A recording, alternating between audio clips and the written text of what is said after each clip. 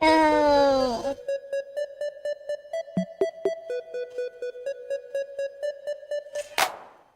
Check me out with my tinfoil hat on. I'm ready to get done with this. Ready to get down with this. We're gonna look into some weird stuff. Oh, what's up, Maddie? You like them? Thank you very much. How you doing? How you doing today? We're gonna look up some weird stuff.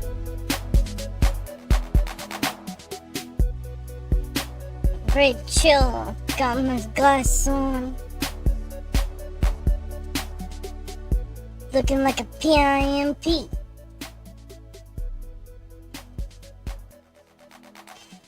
Let's fit in that normal music.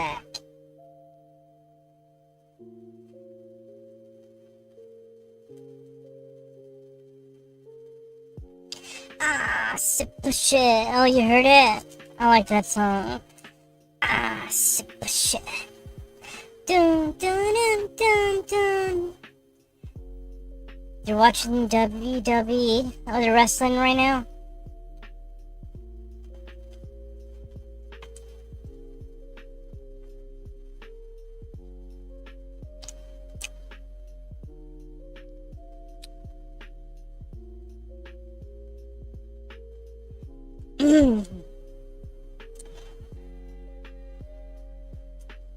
Got my tinfoil hat. You know why? We're gonna be looking at some really odd things. And the tinfoil hat suits me.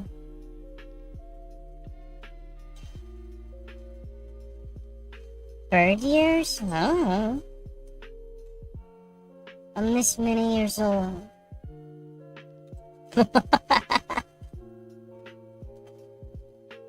Okay, let's get into it.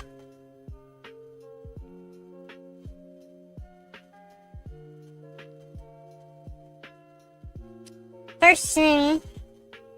Oh, you like penguins? Me too.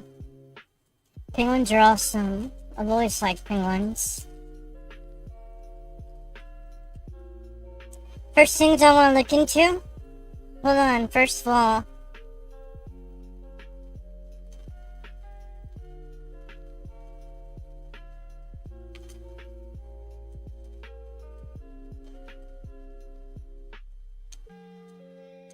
Let me play something. Do, do, do, do,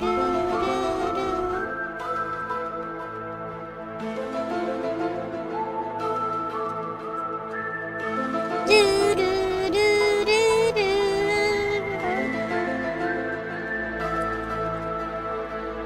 Butterman.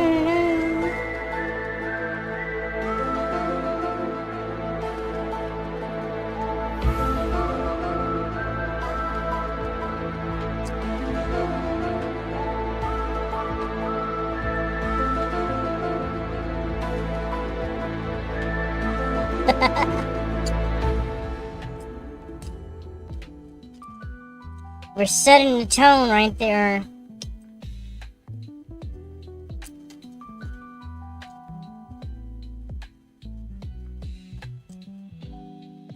Okay. I don't know if I'm gonna be able to play this or not. I might try to kick my ass and disrupt the stream. I'm monitoring it, so if it does that, I'll have to circumvent that in real time. But what we're looking at right now,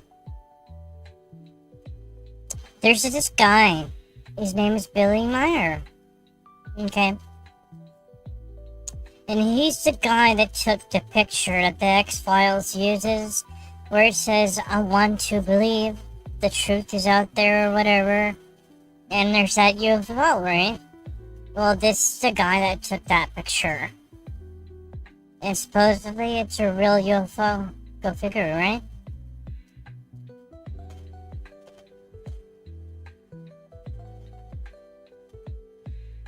Anyway. His name is Billy Meyer. And he has a long history of saying that he has contact with aliens. And all this other stuff. Lots of pictures. A lot of people are talking about how they think some of it might be real.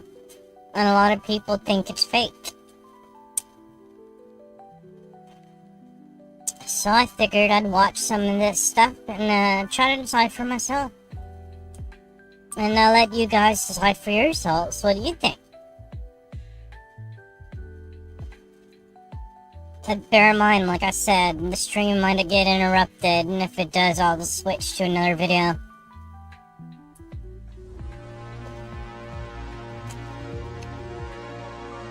The Palladian Connection. This is a documentary from 1995.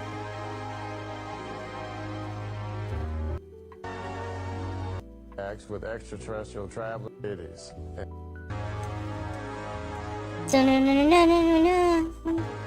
Get your tinfoil hats on.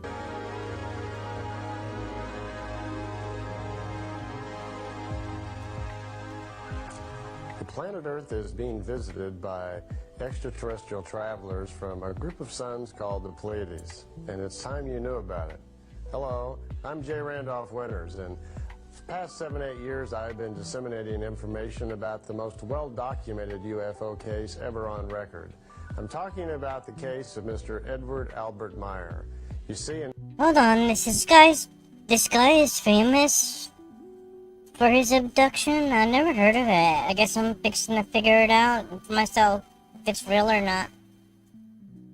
In 1975, Mr. Meyer began having contacts with extraterrestrial travelers from the star system we call the Pleiades. Now, these contacts are still continuing today. And we've always wondered, are extraterrestrial travelers coming here? And if they did, would they land on the White House lawn? Would they visit you and I? How would it happen? Or has it already happened? Well, it has. And they've been visiting Mr. Meyer for many years. And by the way, this guy is still alive, from what I heard. So, if people want to interview him, they should, I think. They should have people doing that, you know, while he's still alive. I mean, he says he has contact with these beings. I mean, get it done now before you croak. What we're going to talk about today is his conversations with those travelers. You see, he's been allowed to go on board ship with them, travel to other galaxies. He's taken over 1,000 beautiful, clear pictures. There have been metal samples, landing tracks, biological samples, and a lot of other evidences. But probably most important to you and I are the conversations. You see, he's been able to talk to them now for years and ask them questions about us. Where are we from? Where are we going? Who are we? Man's always been puzzled by his past. We seem... Girl, I want to know all this stuff too. Hold on, can I fix this?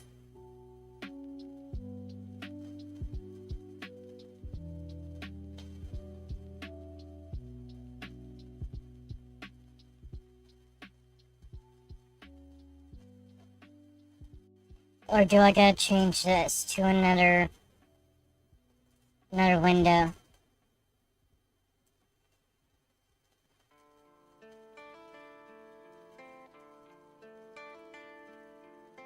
I'll get you in the penetration, that gender of a generation. Well, that little dreams are about to be part of the waking stuff. Planet Earth is being visited. That's a little better. Let me get these stars going. There we go, that's a little better. By extraterrestrial travelers from a group of suns called the Pleiades, and it's time you knew about it. Hello, I'm J. Randolph Winters, and for the past 7-8 years, where are we from? Where are we going? Who are we? Man's always been puzzled by Who are we indeed? his past. We seem to have been left alone here a little bit on Earth with no great contact with our past. So He's saying a whole bunch of stuff, but he's saying it in a way that people who know things, know certain things, would understand. So he's kind of just basically I'm not saying he's cryptic about it, but if you know, you know. Yeah.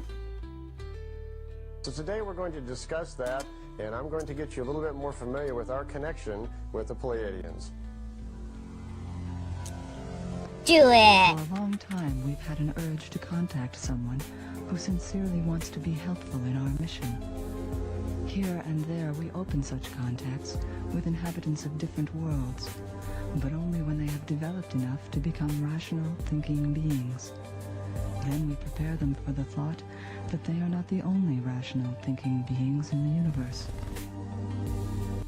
You know, I believe that. Call me crazy, but I don't think that humans are the only beings out there in the universe.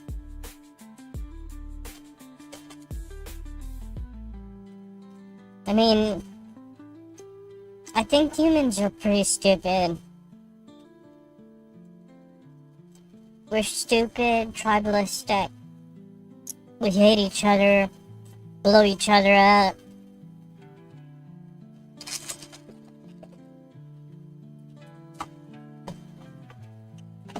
I mean, let's be honest. Humans are a bunch of assholes.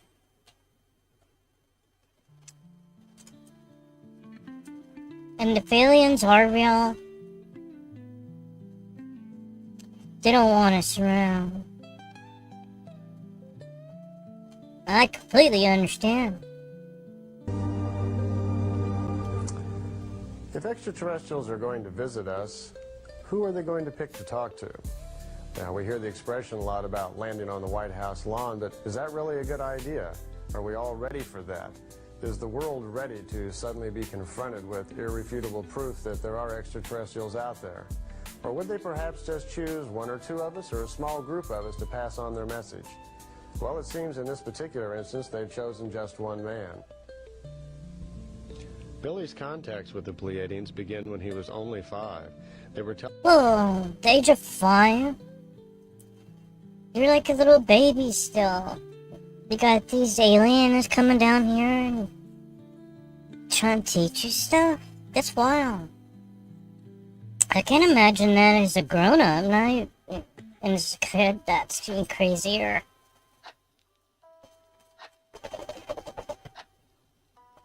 That's ridiculous.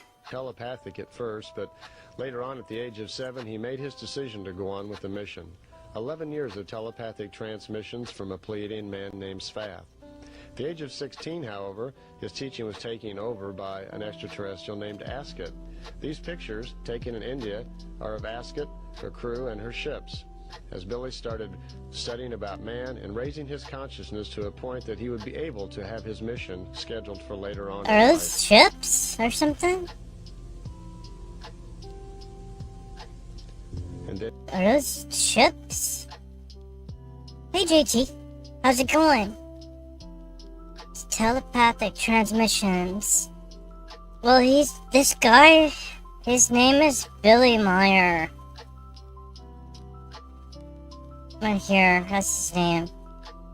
Apparently, he's got a lot of pictures and contact with aliens, he says. And he's still alive today. This guy, Billy Meyer, they used his picture for that X-Files show. You know, the one with that UFO in the sky? That says, I wanna believe, or something. That was his picture. And he says it was real. it began. January 1975, Hinwil, Switzerland. At approximately 6 a.m. in the morning, Oh yeah. Albert Meyer, better known as Billy, woke up on his He farm says he to has get to work as contact with usual. them still. Unbeknown to him, though, in the Pleiades, the system of Taygeta, on a small planet called Ira, a lady named Semyasi was preparing to begin her 7-hour trip to the planet Earth. She'd been preparing for 10 years, studying Billy's mind, his emotions, and working with other people in the Pleiadian race about what to tell us, what to teach us, how to gently awaken us to the fact that And we're by the way, a lot of people think he's full of shit. I don't know what to believe. I haven't researched him, so I don't know what to think. not alone. As her ship came into our solar system that day, She sent a telepathic message to Billy. Billy received this. He felt the familiar cooling spot on his forehead, paid attention to the message, hopped on his moped, took his camera with him, and rode out to a secluded area in the forest that he was being led to. He's being led out to the forest by this person, this alien? Congress and the Pentagon confirm UFOs, so who knows? Oh yeah, they did. They went from denying everything to admitting that they exist. But they say it in such a way like, well, you already know it exists, no big deal. You saw the footage of that one UFO getting... I think they dropped a drone dropped something on it, like a bomb or missile or something on it, and it didn't do anything to it. It just kept on going. There's a lot of footage and stuff nowadays. Oh yeah, they're dodgy about it for sure. Some people say it's kind of like they're doing it softly. It's still coming out, just little by little. Now on that day, this may be similar to what Semyasi saw as she approached Earth to begin a long-awaited and anticipated meeting with Billy Meyer. She'd even learned his language to have these meetings. Billy was waiting, patiently, waiting by the trees, watching for something to appear. And then it happened. Is that the one? I think this looks like the one from X-Files.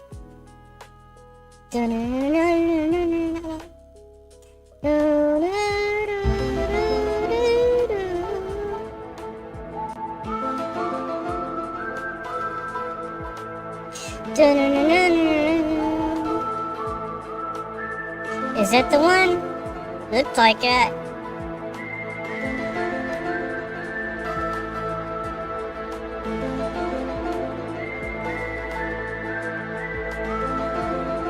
Government denies knowledge. Well, she was a fox back then. They must have been boning.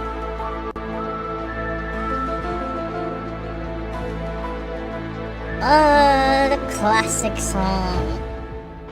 The truth is out there. We're gonna give it to ya.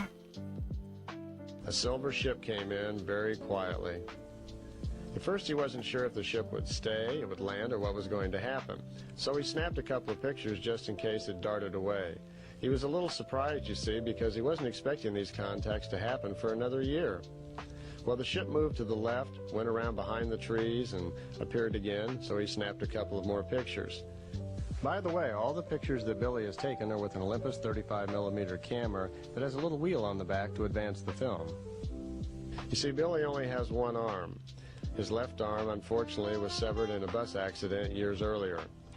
Oh, I didn't know that. So he's only got one arm? And I'm pretty sure the kind of camera that he has might be kind of hard to fake the pictures. If it's like back in the day, in the 70s and shit.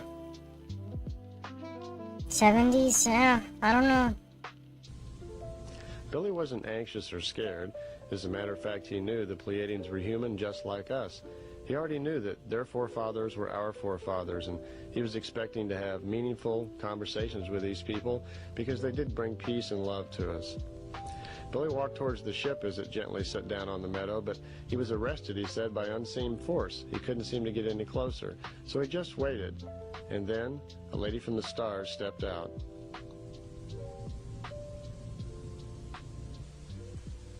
Looks kind of like one of those jumpsuits from Fallout. As Billy sat under the tree that day, talking with Semyasi very casually, he couldn't help but notice just 100 meters away the gleaming starship that she had just arrived in. He had to ask, how does that thing work, and how long did it take you to get here? Well, Semyasi replied, we call them beam ships, and that name comes from a long time ago in their history when the first propulsion system that they came upon to move among the stars was a light-emitting device. And the name beam ship stuck because it worked on a principle of light transmission. They no longer use that, she says, but the name is always stuck. They prefer the round shape. It's comfortable for one thing. The old drive systems needed that shape, so they had a different body surface to facilitate the magnetic drive. They no longer do, by the way. But she told him it just took 7 hours to get here, but she thought that was a long time to have to travel in a ship. Well, no, a lot of people are saying that if they're gonna travel here, it's like instantaneous. A lot of people say that some of the aliens are interdimensional too. Maybe there's a little bit of column A and a little bit of column B. Some of the aliens, you gotta still travel in ships across distances, and some of them can just phase in from different dimensions, maybe? That might not seem too long to us. She had left Era and flown here and got here that quickly. How can that be? Now that's 500 light years away. Now by our technology, that would be impossible at this moment. Our best rockets are moving 30, 40,000 miles per hour. The speed of light is dramatically faster than that, closer to 700 million miles per hour. So how is it possible? You see, what they've done, she explained, is the ships speed up to approximately the speed of light. At that point, the mass-speed correlation, in other words, the energy of the universe pressing in on the ship, is tremendous. The ships are protected by an energy screen that holds that off. Just at the right moment, they lower those screens and all that energy is forced in against the ship. Well, they use that energy in kind of a compression fashion to do something really unique. They convert the ship and all matter involved with it into thought. They call it spiritual energy. We would just think of it as thought. It no longer exists in the material frame. What that allows them to do is step outside of time into null time and then move that thought at a much higher speed to its destination.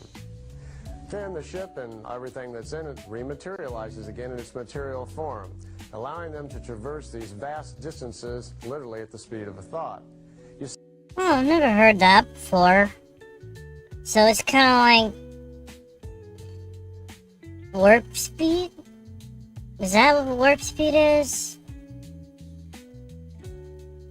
Instead of some big old giant rockets in the back, you just kind of turn into thought.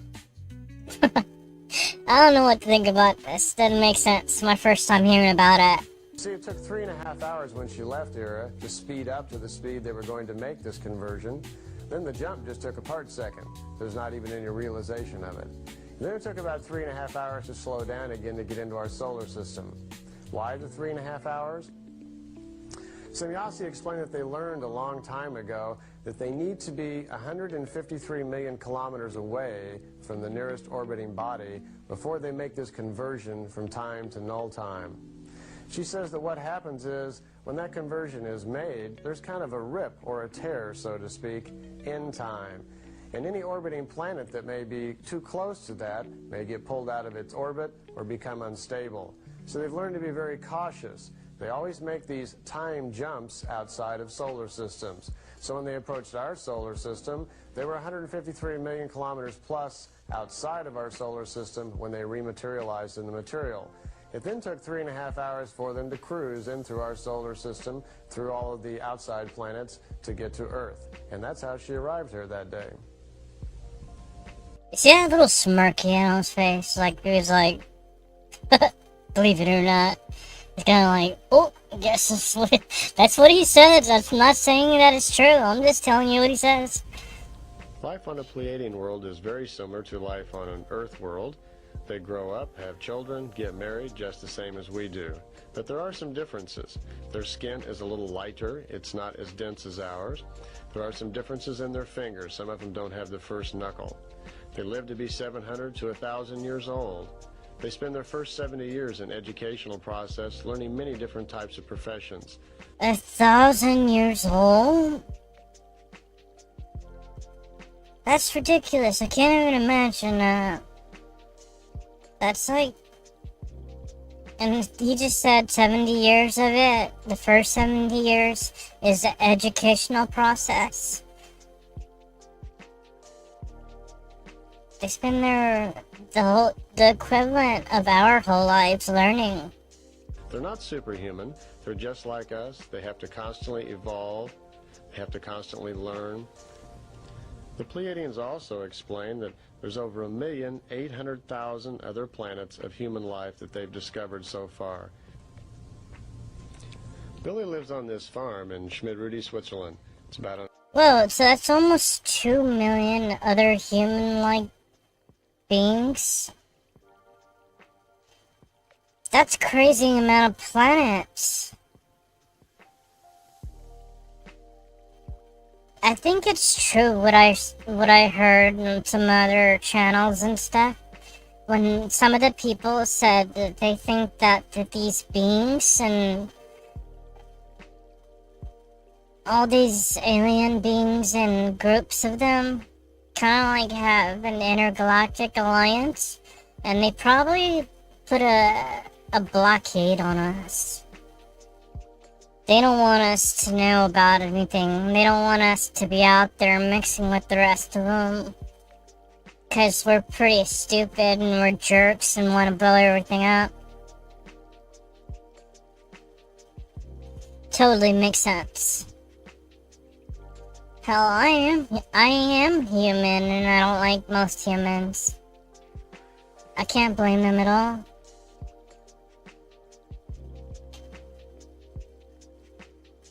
An hour outside of Zurich.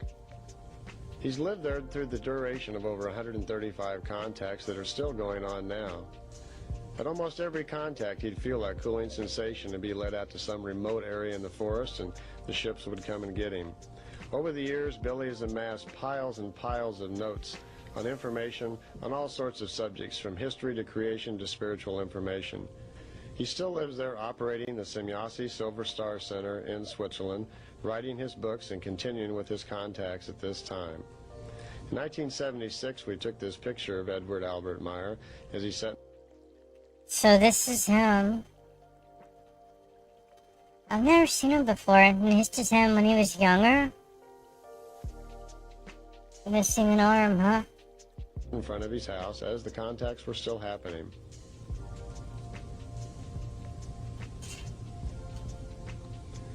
The Pleiadians tell us that in their history they can go back 22 million years to a time in ancient Lyra. Their ancestors were having massive wars, and at that time they fled and they went to Earth. Their records show that's the first colonization of the Lyrians of the planet Earth at that time. The Pleiadians themselves didn't come here until about 230,000 years ago. We have been told by them that they feel that almost a third of us have the Lyrian genetic seed within us. The Lyrians, coming from much larger planets, were 25 to 30 feet tall, which 25, 30 feet tall? We're not anywhere near that tall. You're talking about some of the giant people like Shaquille O'Neal might be related in the to. past has led to many of our old stories of Titans and Goliaths. This is the Lyrian Eye of God floating in space now. There used to be a sun in the middle, but the Lyrians destroyed that, along with many other planets and millions of people in their violent wars of the past. The Pleiadians themselves had to flee ancient Lyra also. Over 230,000 years ago they left and found themselves a new home. They drifted for 4 years until they found a system of 254 blue suns to begin a new life in. So, these other beings are kind of like something we should learn from. Who are they fighting anyway? I got so many questions. Who are they fighting? Were they fighting each other? Were they being assholes to themselves like we're being assholes to ourselves? And they destroyed everything and fucked everything up. That's what we need to be careful about, not to do that shit. It's like we all hate each other so much. We want to just fuck each other up so much that we put ourselves at risk. Well, just as Semjase said, the contacts kept on going on. About every 2 weeks, the ship would show up. Billy would feel that familiar cooling sensation on his forehead. He would be led out to a remote area somewhere around where he lived, and the ship would come and pick him up. Pick him up? How do you get into an extraterrestrial craft? Well, they beam him up, very similar to what we're used to seeing on Star Trek. Beam me up, Scotty! Billy says it's fairly similar, but there is a catch to it. You see, That's him! Look, he's missing his arm. That's gotta be him. One arm. That's him. He's got the clothes, looks like the bell bottoms almost, like it's from the 70s. That's totally him. the Pleiadian ships are designed to beam up Pleiadian people, for the most part, and it's based somewhat on their level of emotions, and their emotions are a little different than ours. You see, they're a little finer. They don't have many of the emotions that you and I are still working out, hate, anger, and some of the other frustrating things. Those lower, baser energies can get in the way. Billy says if he has any anger, fear, jealousy, or he's just worried about things, that once this beam takes him apart molecularly and brings him up into the ship, he may not come back together exactly the way that he started. So they don't have all these negative vibes that we do.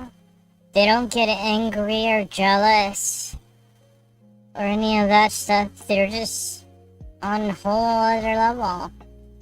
Pleiadians early on in the contacts had a habit usually of picking Billy up when he didn't even know about it, when he was clear of mind. Think about that.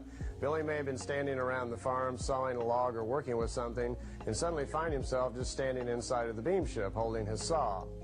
Quite often they would also pick him up out of his office, where he may be clear of thought or just concentrating on them. Good way to fly, right? There's another way to get up into the ship. You can be lifted up also by virtue of what we might think of as anti-gravity. It just lifts you up. They look at it more as a way of lifting up cargo and things and don't usually use it for people. Billy's tried that. He says usually the ship might be up 300, 400 meters or so, and this lifting sensation just starts pulling you up into the ship. Now when that happens, it may take 4, 5, 6 seconds for you to get all the way up into the ship. Oh, it's kind of like a tractor beam. Hey, Boyle. What's up? How you been? You see my hat? It's a tinfoil hat. You see it? Got my tinfoil hat on so I could look up UFOs and aliens and Bigfoot.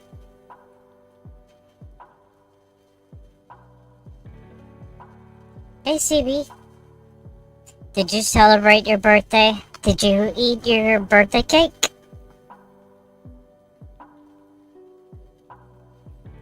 You can see everything around you as you go flying by Hope you're doing good, Boyle. the trees and find yourself zooming away from the ground. Now there's a problem, he says, that if you fall off or you get upset and feel like you're going to fall over, and you do, there's no way to catch you. It's particularly spooky on your way down. So Billy says if you're going to have contacts with the Pleiadians and you have a choice, request beaming. You have whole organizations which Just in case you guys don't know, we're watching a documentary that was made in 1995.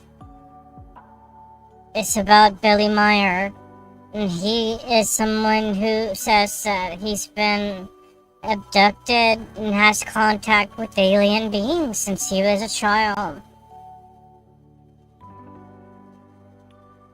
Pretty crazy. Oh, you like it? Ah, sip a shit. Dun, dun, dun, dun, dun. investigate our Yeah, I like it a lot.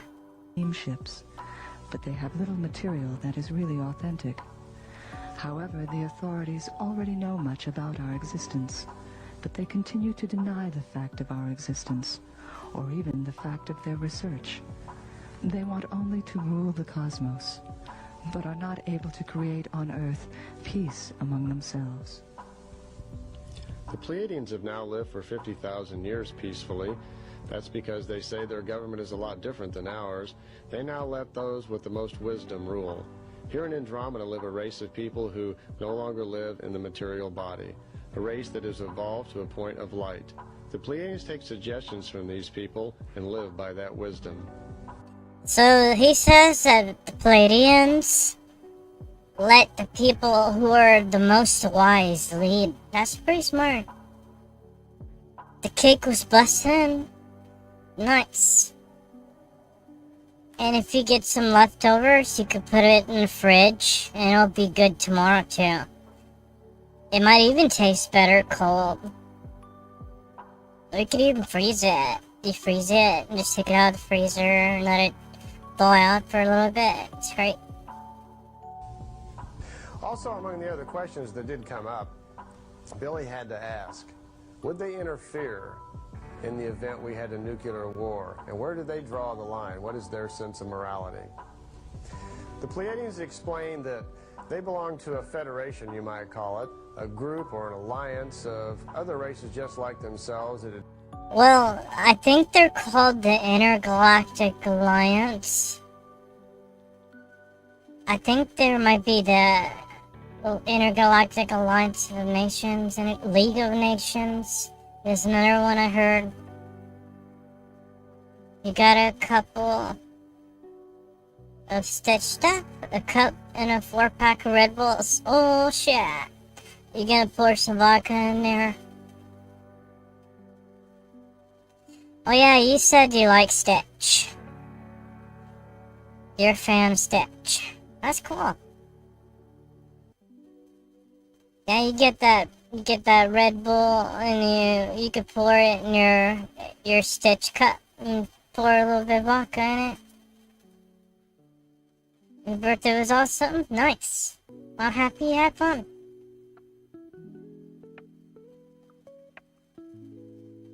Even if you just chill and relax on your birthday, it's fine too. It's what I do usually. I don't really celebrate. Advanced to about the same level, and they'd all come together and decided, you might say, the rules governing planets like ourselves. The rules go something like this. As long as we are confined to our own solar system, not able to leave it, not able to affect those other races out there, then we're pretty much on our own down here, being left alone to do what we want. Once we can leave our own solar system, though, and come out there, then we have to start bending to someone else's rules. There are already races out there that already have rules trying to keep the peace. Yeah, that's pretty much what I think. I think we're too stupid to leave our solar system, and we can't get out. Therefore, they leave us alone. They might come and prevent us from blowing ourselves up with a bunch of bombs and stuff like that. Atomic weapons. Sunday morning, it's gonna be 19. Oh shit. You better bundle it. I still got like 4 or 5 blankets on my bed. I get under there and I start sweating. It's so much. But I'd rather be sweating than freezing my butt off. Gotta keep warm. I don't want to get sick.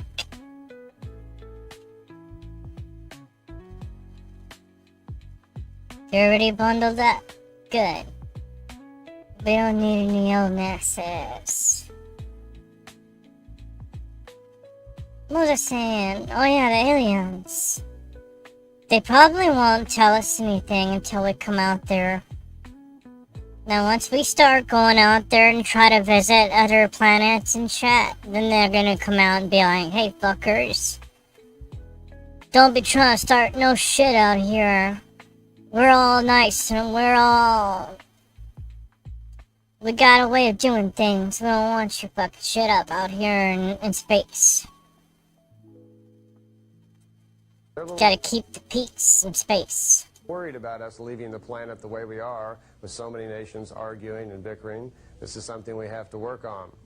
They don't interfere, they say, in our political or our power structure as long as we are confined to our own solar system. But the time is rapidly approaching when technically we're going to be able to leave, and then we're going to have to face up to that. They're concerned about whether or not we will align ourselves with them and with other peaceful races, or will we very stubbornly go ahead our own way. This is something that we have to decide. I already know that we should align with the smart ones and the ones who are peaceful. But there's gonna be people on this planet who are a bunch of assholes, such want power and money. They're gonna try to get us tangled up with the bad ones, I think.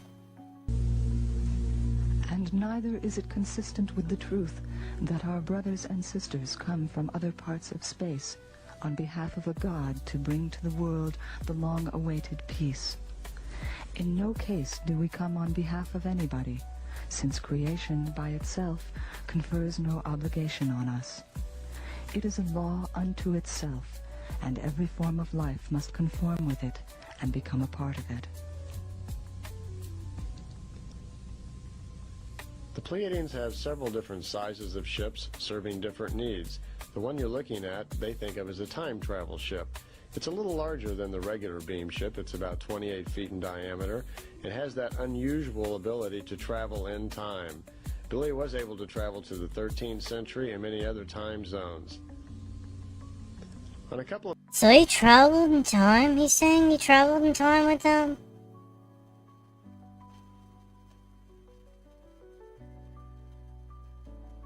Hold on, let me fix this. This is a weird shape. I just now realize that the picture is off.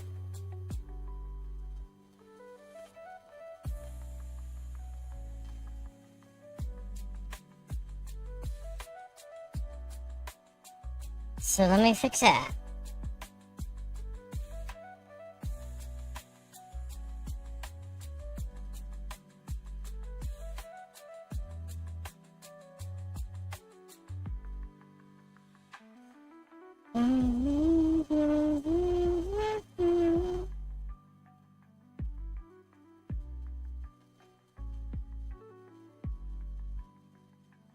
There we go. That's better.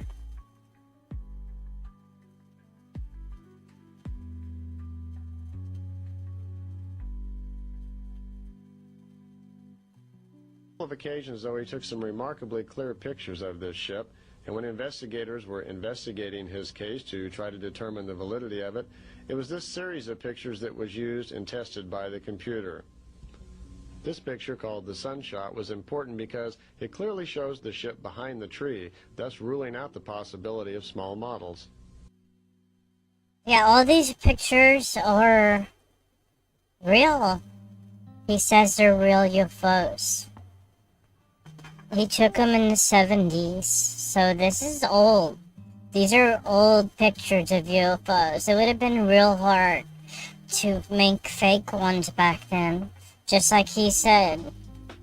He said that it rules out the fact that he could use models, because of the way the UFOs are situated. Thus ruling out the possibility of small models. Pictures were taken to several different places and analyzed by a computer. They were looking for strings or any other devices that Billy may have used to actually fake the pictures.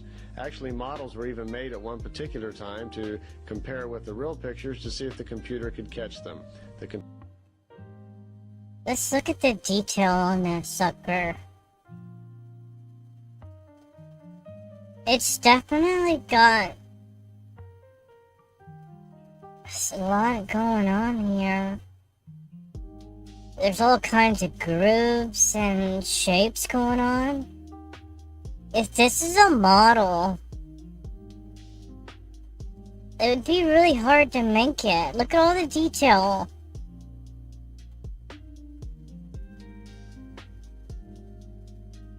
Look at all that detail on it. And I don't know what the hell is going on up here. Computer caught them each time. This is a digitized picture or a blow-up of some of those pictures that were used by the computer. No evidence of a hoax has ever been discovered in Billy's pictures. Landing tracks were also investigated. Gamma radiation readings were found. Here's a picture of Billy standing by one of the landing tracks. The most unusual thing about the landing tracks, as you can see here, that even months later the grass was still growing the opposite direction. The ship apparently had overcome Earth's gravity and caused the grass to grow the wrong direction. Billy says insects by the thousands were attracted to it for a long period of time. The grass was never broken, it just grew the wrong way. On several occasions, Billy was allowed to actually make sound recordings of the beam ships as they flew overhead. Normally the ships flew very quietly, but when the screens were turned off, allowing the sound to come out, Billy made the recording that you're listening to now.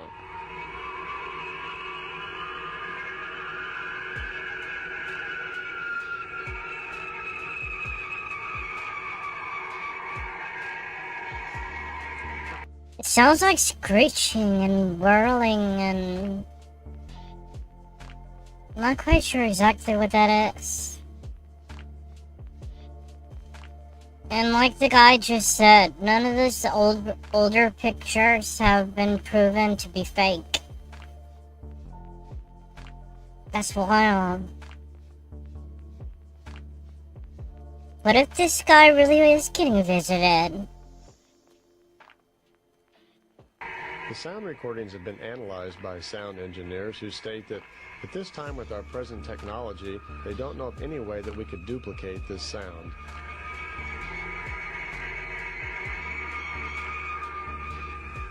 Kind of reminds me of like whenever you have a belt on a car and it's kind of like making that sound like a belt's fucked up, or maybe even just the sound of an alternator.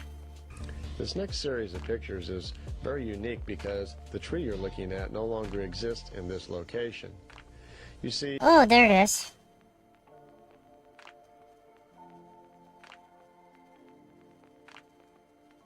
That's pretty cool. after Billy took these pictures, he took some friends out with him to show them where the contact had happened. The tree was not there. He later asked Semyasi what happened. She explained that the ship somehow had leaked some radiation that had damaged the tree. They were very concerned about the welfare of the tree, so they decided to do something about it. What they did was they changed the tree's time so it did not exist in a time where it could get hurt. What they've actually done is gone back to the point when the tree was seeded. They then moved the seed so the tree grew up someplace else. Now the most unique thing here is that no one else in the neighborhood has any reminiscence of that tree ever growing there now. What? So they were concerned about the tree, so they de-aged the tree so it turned into a seed, and then they picked up the seed and moved it so the tree would grow, but not in that spot, in another spot? Billy has pictures of a tree existing, but they don't believe him. You can go to the farmer who lives on this property now and ask him about the tree that was supposed to be there. He thinks Billy's totally crazy because the tree is not there. He has no memory of it ever growing there. But the Okay, well, what if he's full of shit and he made a tree model and put it next to the UFO model and just fake the whole damn thing? picture exists. This picture even shows the ship going around behind the tree. This concept of time may seem fantastic to us. Could it be part of a larger knowledge that the Pleiadians are gently awakening us to? Above everything stands one force alone. We call it the creation. It regulates the laws over all, the life and death of everything in the universe, because it is everything in the universe. Among the many Wait a minute, these aliens have the ability to reverse something's age? What if I want to be 21 years old forever?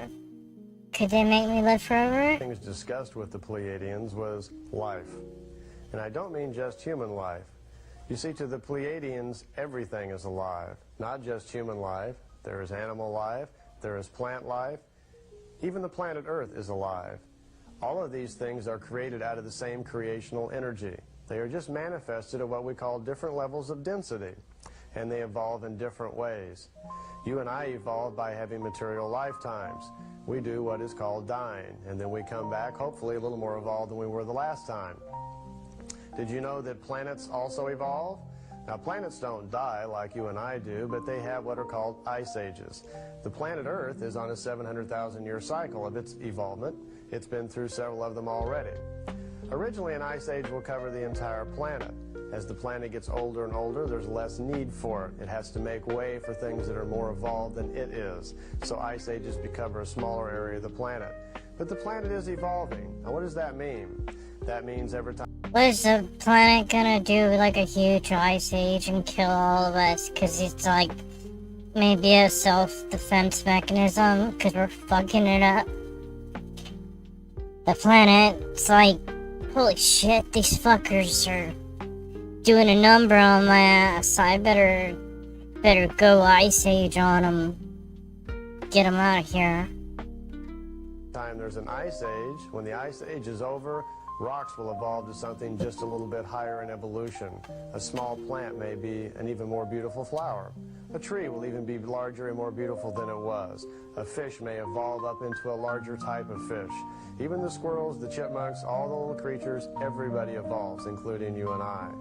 Now, we're not real cognizant of that on this planet, and perhaps maybe we're being just a little irresponsible in the way we share our planet with all the other life that's on it, including the planet. The pictures I'm going to show you now are satellite pictures that appeared in Discover magazine not too long ago.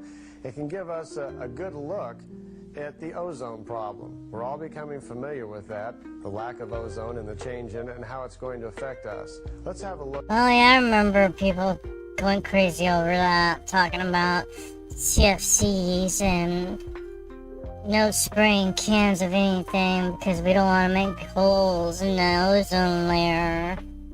Look at these pictures. This satellite picture of the southern pole of Earth shows the condition of the ozone as in 1980. In 1975, the Pleiadians warned Billy that we were seriously damaging the ozone. We had started that over 60 years ago. They urged Billy to send letters to scientists around the world, which he did. He got no reply. In 1986, this satellite picture shows the ozone hole now 3,000 miles in diameter, covering over... Oh shit, those holes are getting big, man. Some big ass holes. 1.2 million square miles. This allows ultraviolet radiation to come into our atmosphere at a deadly rate, killing the photosynthesis process. At the moment, we have no known technology to repair this. It could take thousands of years for nature to do it on its own. The Pleiadians want us to know we have a very unique planet, an abundance of life. We benefit from having so many extraterrestrial ancestors in the past. I didn't know that shit. So he's... wait a minute. There's too many conflicts going on. Because I heard that we were made by...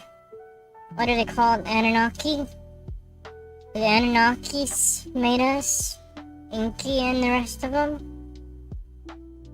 And this guy is saying that we are partially these other beings and part Pleiadians? What's going on here? Who am I supposed to believe? Did Inky make us, or did the Pleiadians? 22 million years ago, the ancient Lyrians came here, and when they did, they brought with them some of their culture and, of course, some of their plant and animal life. In the last 389,000 years, we've been visited by many different civilizations throughout our galaxy. Some of them have stayed for a short period of time, others have lived here for a while. They've brought with them wonders from their world, and they've taken back many wonderful things from ours. You see, the important thing is for us to understand that we're not only not living alone in the universe, but we're sharing a planet with a lot of other wonderful life forms. You are a spiritual being going through a series of material lives on purpose to gather information to feed your spirit and grow. And you're sharing this world with a lot of other life forms doing the same thing in their own way. You know, it's pretty cool to think about that. That if there are a bunch of other beings out there and a bunch of other planets, and we get to the point to where we can go explore and we can learn from these other planets and beings. Maybe there's technologies, maybe there's cool stuff that we can make that'll help us in our day-to-day. The animals evolve, plants evolve, and of course the planet itself evolves. We have to live in harmony with all of these different life forms. In our galaxy alone, there are over 44 million planets that naturally evolved the human form on its own. In the trillions of years of its life, at the moment there are 7.5 billion planets that have human life, and over 340 different shapes of the human form, different sizes, shapes, and colors, and so forth. But what about the... Yeah, that's a lot. Are you saying that we can go to these planets and live there? I think I would want to go. I would want to go to live on one of these planets and find me an alien woman and settle down. Pleiadian planets. The Pleiadians are descendants of the Lyrians, and they tell us about a third of us have their genetics in them. Well, Semjase says that on their planets, by the way, they live in a solar system, and their sun is called Teget. There's 10 planets in their system. They live on 4 of them. Their main planet is called Ira. It's just 10% smaller than Earth. The atmosphere is very similar. And matter of fact, they find Switzerland very comfortable. It's very similar to their home world. You see, there is a large family of man out there, and it's time for us to become aware we're about to join them. We're not alone, he says. Among the more interesting things that Billy's been allowed to do with the Pleiadians was riding those ships. Now, on many occasions, they'd pick him up and they would go to different places to teach him things. You see, it's one thing for you and I to discuss these things, and it affects our belief system and our logic, and we scratch our head and say, well, maybe, that might be. We work it into our thoughts. For Billy, it was a little bit different. They wanted him to experience things for himself so he would know his own truths. One of the most amazing concepts that extraterrestrials are going to introduce to us that we have to keep track of and learn about is time. Well, I know about time. Teach me something new. Suggested that a little bit, but I'd like to tell you a little bit of story about time so you can kind of get your own frame of reference a little bit better. On one occasion, Billy was asking about time, and he was having difficulty understanding it himself. And they said, well, come along in the ship, and we'll show you how it works. They got into the ship, one of the ships that's capable of moving in time. They pulled off the planet. Billy doesn't know how far. He says he just looked on the screens inside of the ship, and it looked like they were, quite a ways away from Earth. He could see it looking pretty Oh, hey, buddy. small. Then they went right back down to Earth. He doesn't know how that works. As they got back down to Earth, they said, well, we're in a different time. Now, nothing had happened. Billy hadn't felt anything, so how do you know you're in a different time? Billy stepped outside of the ship and suddenly knew that something was different. The look and feel of the surroundings set off his senses. Billy found himself in the 16th century. So these aliens can go back in time just like that, real quick. Independence Day, you watching it? Oh, you're talking about the aliens. You're talking about the UFOs. This is a UFO. This guy said he took a picture of them and that this is a real one. Yeah, it looks kind of like the ones from Independence Day. It does look like a little bit. Where nature had a fresh feeling like it had just been made. The air smelled differently, the sky was more blue, the grass, the trees, everything had a different feel to them. They hadn't been tainted yet by the Industrial Revolution. Well, while Billy was here, he was still having trouble understanding, how does time work? Can you go back in time and affect the past? And will it affect your future, the present? What happens? Well, Billy had taken with him a battery lantern, and he couldn't resist the possibility to try this out. Now, we're several hundred years back in time. While they were there, they visited a Frenchman, and he left behind with him this battery lantern. And he told the man, he says, take this lantern and use it, make more batteries, and put lights around your house, and wire it to your door. He told him how to do it. He says, I want to go back in my own time now, which was 1956 then. He was 19 when this happened. He wanted to go back in his own time and see if he could find some record in history then of this man having done something in the past that would affect the future. So Billy leaves the battery-powered lantern in the 16th century. He gets back in the ship and goes home. Now, he can't wait till he finds out. In an old book on French history provided by a friend, Billy finds his answer. In these old books, it talks about the man who lived, who had a strange house that people would go to and see strange lights. They would grab his doorknob and some strange force would bite them or hurt them. It did turn up. Billy was able to go to the past, leave something in the past, and affect now and affect the future. In effect... Well, that's pretty crazy. So that's proof that he went to the past, and it has an effect on the timeline. So he can go back in time and change something, and it'll change the reality in the future. Time rewrote itself. A difficult concept, right? But time is something you and I are going to have to learn to live with a little bit different way in the future. It's very unusual to get pictures of extraterrestrial spacecraft. It's even more unusual to get more than one craft at a time. Billy has pictures of 2, 3, even 4 craft. What you're looking at here That's a DeLorean from Back to the Future. is a small remote ship hovering below a regular beam ship. These remote or telemeter ships, as the Pleiadians call them, are used to keep track of our languages. You see, they monitor all of our languages. They say they have on file every language we've ever spoken on this planet. The reason for that is simple. The Pleiadians, even though they're telepathic, have difficulty listening to some of our emotions. It makes them feel uncomfortable physically. So they use the remote or telemeter ships to monitor our languages, our news broadcast. This allows the Pleiadians to study us to better understand the differences in our societies. On many occasions, Billy was asked if he could bring... Okay. Thanks for coming, Maddie. Have a good night. Hope you get some good sleep. Keep warm out there. Appreciate ya. Always appreciate you coming. friends along to see the ships. They always remarked no, that would not be possible. However, they did allow on a few occasions for Billy to bring several friends together and take pictures at night.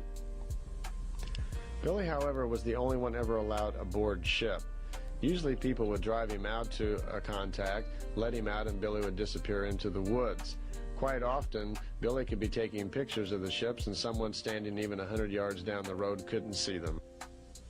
Billy quite often asked if it would be possible to visit other worlds, and are there other civilizations out there having the same problems that we are, and how are they doing at it?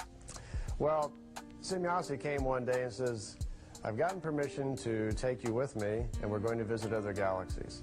You're going to get to... Oh, so this guy got to go see other galaxies?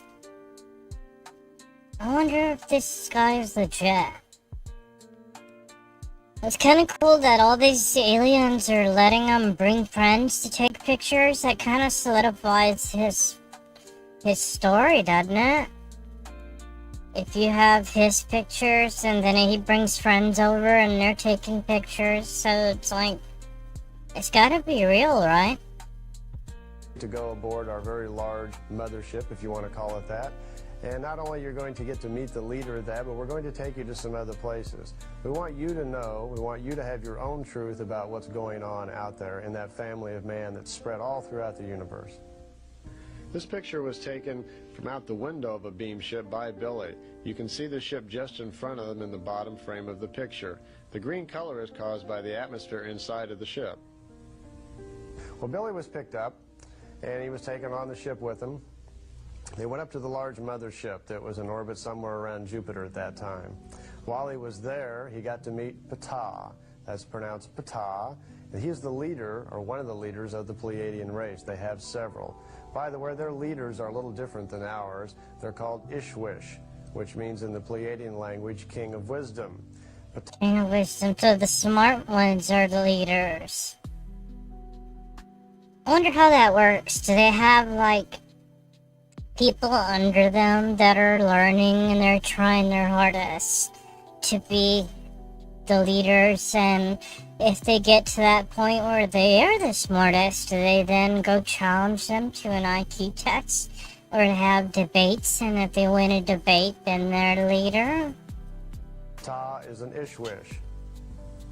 This is a picture of Ascot, his teacher of earlier years. He was reunited with her again on the mothership that day.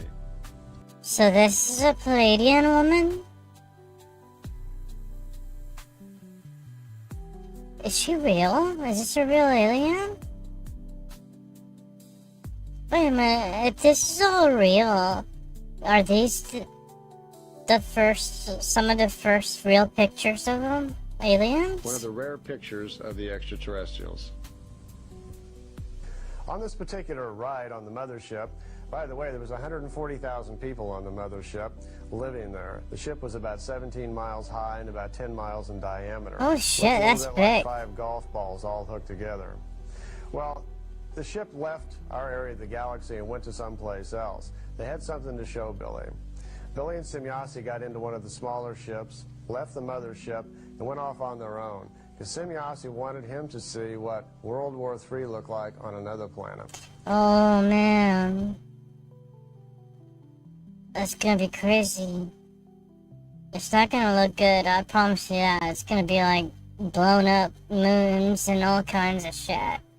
When they got close to the planet, Billy was looking at the screens inside of the ship, and Semyasi was explaining to him that this planet down here is having problems similar to what's going on your own planet. One government against another, one nation, one brother against another. But it had gone a little farther on this planet. They were into their World War III. They were hurling giant missiles already at each other. Billy watched in terror almost on the screens as he saw people by the millions being killed. It was right in the middle of battle. He couldn't help asking Semyasi, why don't you interfere? Why don't you get involved? She said, this isn't our section of space, and there is another race of people, which she showed him on another screen, that lives in this area that will be involved soon. They said it's important for us to know that they feel we have our own right to grow on our own, that they're not going to interfere in our right to do whatever we want to with ourselves. They would defend the planet. They wouldn't let us blow the planet up. Okay, that makes sense, because I remember seeing some stuff on YouTube about that, how that we were getting ready to launch some of the weapons, and they came in, like some UFOs came in and deactivated all of them. But we have our own free will to do with our lives as we want. However, on this world, it was coming close to seriously damaging it, and this race of people had decided that they were going to interfere. As Billy watched, Semyasi told him that the battle would end soon, that not any more would die, that within a few days they would come to their senses, the extraterrestrials who were in that area would make their presence be felt, and peace would come on that planet. But it would be peace on their own terms. It would be peace because they wanted peace. They would not be forced to by any extraterrestrials. Well, that's what we gotta do as humans, try to be peaceful and find peace. But I don't think it's gonna happen. There's too much hate going on. As they watched on the screens, Billy noticed a runaway missile that had gotten off track, and it streamed right by the little ship they were in. And actually, it even rocked their ship a little bit. And Semyasi had to grab the controls and get the ship back in control. It had bumped into the screens protecting the ship. As the very large missile hurled its way on out into space, Billy had to ask, are you going to allow that to happen? What's going to happen with that giant missile with that large warhead on it? She said, well, watch. Even as we speak now, Patah's ship is doing something about it. What he watched, he said, or what he saw was a little strange. They have a way of dealing with things like that that's a little beyond our science. Billy looked out the window, and he saw the giant missile hurling on into space, and as it passed in front of Patah's much larger ship, a very strange kind of liquid-looking energy came out of Patah's ship and engulfed the giant missile as it went by. A liquid? Or maybe it was like a plasma or some kind of nanobites or something? Some nanobots? Suddenly, the whole form of it went into a rectangular shape. It engulfed the missile, and it kind of froze in space there just for a second. And Billy said it's kind of hard to describe, that suddenly it just kind of crackled like an egg cracking and disappeared. Whatever energy they had put out engulfed the missile, broke it down into its own molecular structure, whatever, and it just disappeared. A fine way of dealing with it. Either that or it somehow exploded into itself. We don't really know. That technology's a little beyond us. So extraterrestrials do interfere at some point. Just like the Pleiadians have told us, they would draw the line when we start to affect the planet, the solar system, or the universe around us. But yeah, that's about right. Because I heard that nuclear weapons don't just affect our planet, it can affect other dimensions, from what I heard. It like sends ripples and it affects alternate dimensions. They can feel the effects. we have the right of free will to do with ourselves as we please. Billy and his family were awakened one night by this strange energy, strange light, whatever you want to call it. Billy went outside and took some pictures of it as it hovered over the parking lot in front of his house. It also awoke people all over the area.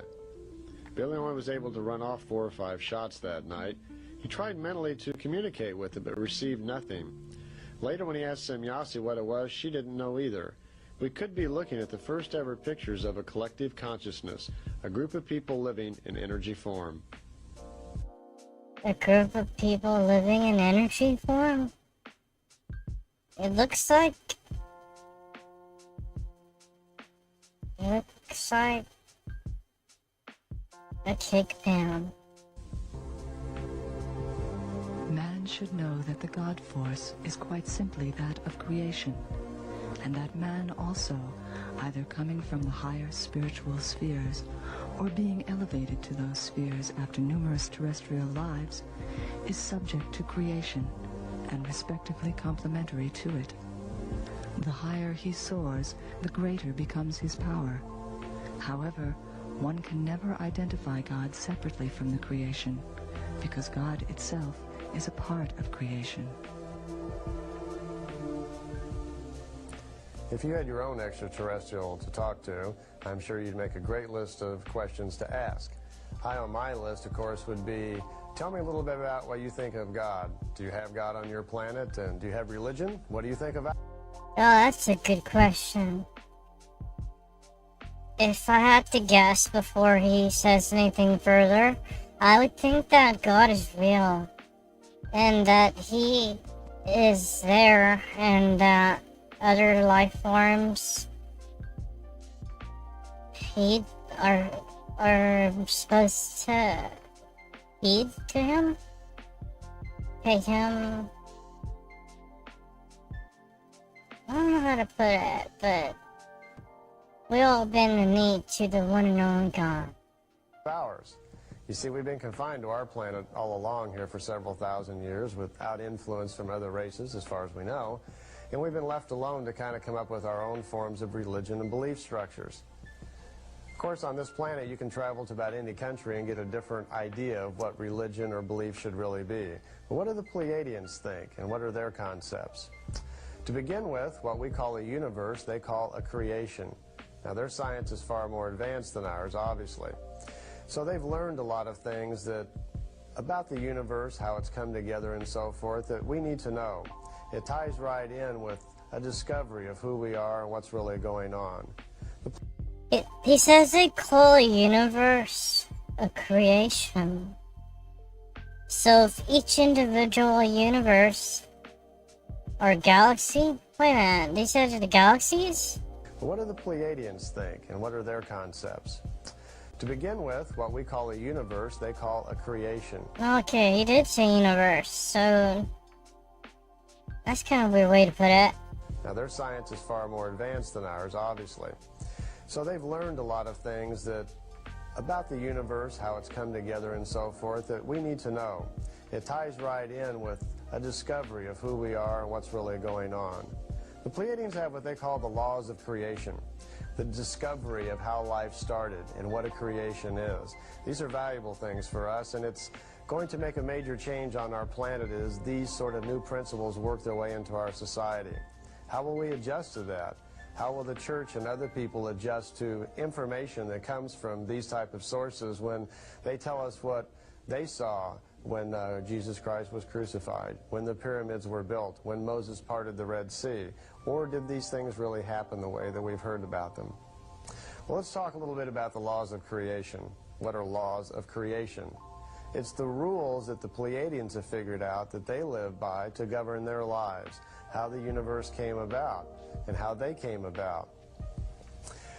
It basically goes back a little bit almost to what we've learned about Eastern philosophy a little bit. You see, they not only believe in reincarnation, they use reincarnation. It's a study with them. They're born already aware of other lives. They're born into a telepathic society where they communicate with each other. They understand. Well, wait a minute. I thought the whole deal with being reincarnated was you don't remember past lives. So they remember theirs, and we don't? Understand each other's feelings. Can you imagine what it'd be like on our world if suddenly all of us had mental telepathy and we could hear each other's thoughts? For the most part, we all walk around pretty comfortable that other people don't know our thoughts. If I suddenly told you that by watching this tape in 10 minutes, you would suddenly all become telepathic and know each other's thoughts, There'd probably be a big scramble around the country for all of us to hide our innermost feelings. Well, don't worry, I'm not going to do that. I don't know how. But if that were possible, and someday it may be, we have to face the possibility of what we're really keeping to ourselves. We need to... Well, if that ever happened and everybody can read each other's minds, we're gonna have to start thinking certain things. Could you imagine how tempted you would be to think that, though? You're like, oh, I gotta stop thinking about this. They can read my mind. And then you're like, just have a flash of it. And then you're like, stop that. I know what you're thinking, you filthy. And have a better discovery about who we are and where we come from. And they're going to try to help us with that just a little bit. Let's look at some drawings now, as if we were in a schoolroom on a Pleiadian world, and someone was drawing for us, kind of a printout, so to speak, of what a universe is and how we come about in it. To begin with, what we call a universe, the Pleiadians call a creation. And they're telling us that in the beginning, it's nothing but a thought, created by the creation just before it. You see, creations have to evolve also. Wait a minute, so there's creations.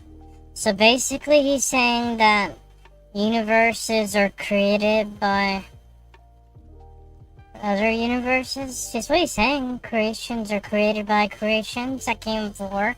They set up the logic for all life forms that follow it, including us. This creation then will grow and reason and understand how to evolve on its own. It then becomes what's called the Sohar. The Sohar then is like what we think of as the Big Bang Theory. The Sohar then explodes into the size that the creation will be. No planets yet exist, only the energy that they will be made of. Creation will continue to manifest at different densities, creating planets, then the mineral kingdom, the food kingdom, animal kingdom, and us, in one large cycle of evolvement that finally brings it back together. It then continues on its evolvement by repeating this cycle. This cycle includes the growth of planets to raise it up to a certain level of evolution. Once the creation gets to that particular point, it has to figure out what to do next. The Pleiadians have been able to move back in time to the very origin of our creation and figure out step by step how it works. Oh, so if they can go back in time, can they trace the original creation? Are there people that created them? And if there are people that created them, who created those people that created them? Very deep. Most importantly, they've been able to discover how we fit into it. What is the meaning of life? They've been able to understand now that man goes through 7 primary steps of development, beginning with very basic prehistoric life, moving totally up into creational's life. You see, that means we go through a series of material lives on purpose to learn, to spiritually grow and contribute energy to the evolvement of all creation. We are all part of the same spiritual force of creation, and we all participate in its evolution. The present creation that we live in is expanding. Soon it will be contracting again. The entire lifespan of this creation will be 311 trillion, 40 billion years. We're currently in the 47th trillion year. We're in the second of 7 cycles of repeating this entire process. So...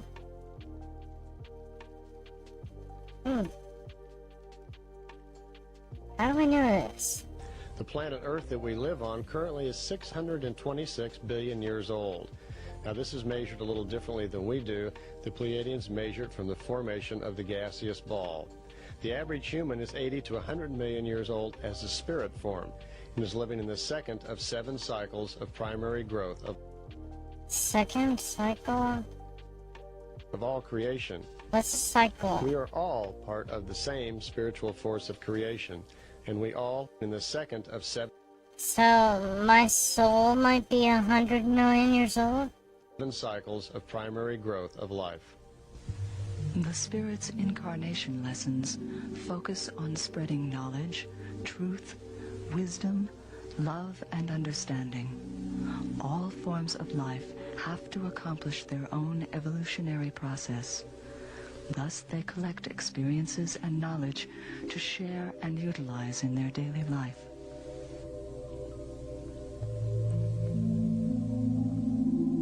Well, that's the picture with the tree he was talking Much about. as the Pleiadians are sharing their information with us, They're also learning from other races.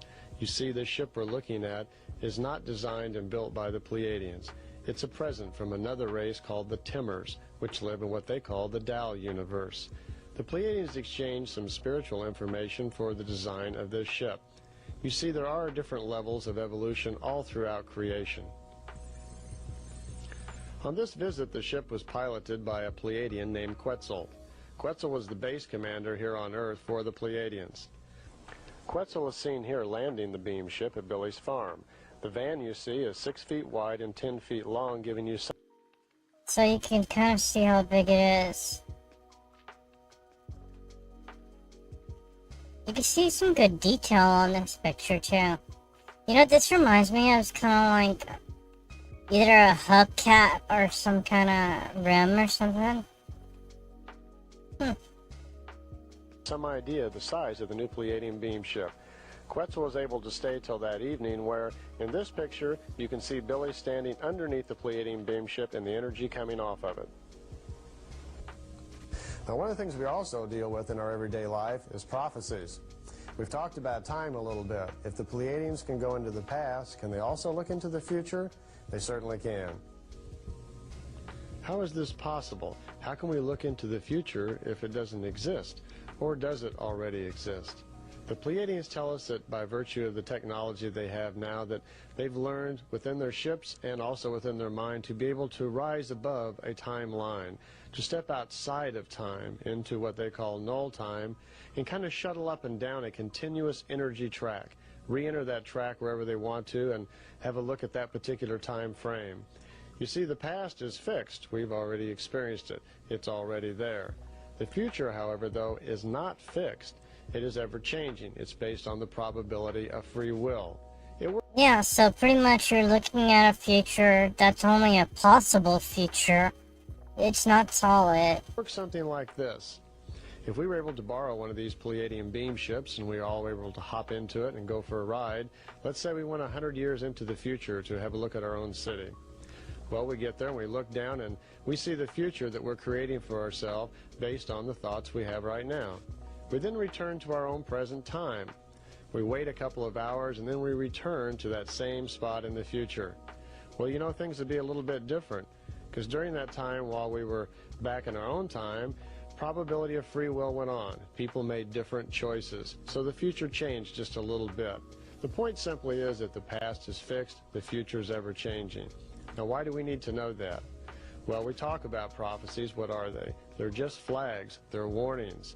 The Pleiadians have a way of sampling our energy, our collective energy as a planet, and based on that, their technology allows them to look ahead into the future and see the kind of future we're creating for ourselves with the thoughts that we have right now. The thing they want to point out to us is we don't have to settle for that. It's possible for us to change our own future. It's possible for us to have control with that. They also want us to know that that begins with self. It begins with realizing that we have 100% responsibility for ourselves. It begins with you. It begins with me. It begins with our thoughts. It begins with our hearts. Once we take control of our own future, then we can come together as a collective humanity. And then, doing things... Okay. This totally looks fake on this picture, not gonna lie. This car looks like Hot Wheels or something. For the right reasons, we can move forward and create a new future for our planet.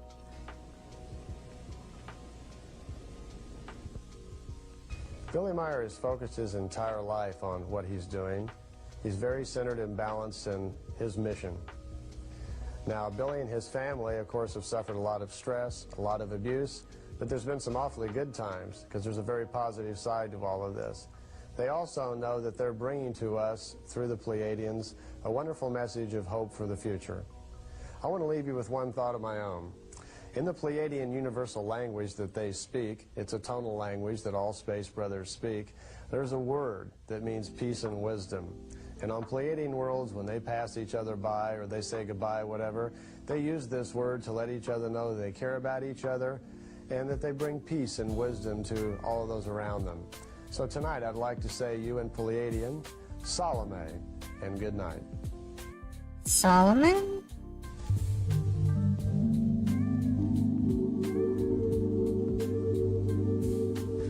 Peace among This worlds. universal self manifests itself in the human being through constant love, wisdom, and truth.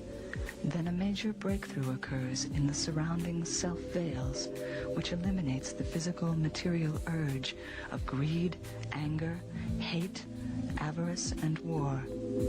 We need to get rid of all this shit. We don't need war, even though it's gonna be around for a good while. Then, and only then, has he reached the destination of his existence.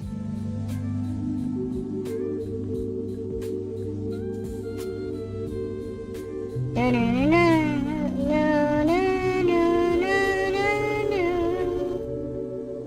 no.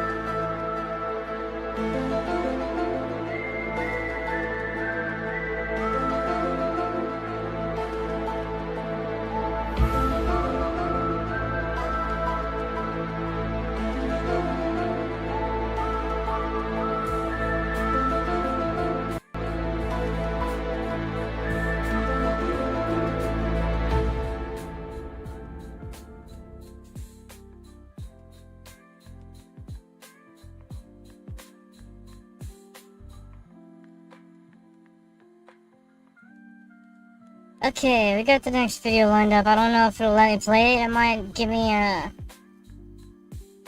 little slap on the wrist for trying to. But it's off the History Channel. Inside the Mystery of the Greys, Ancient Aliens. It might not let me play it. If the stream has a hiccup, I'll be back in a minute. This is Iraq, Mesopotamia.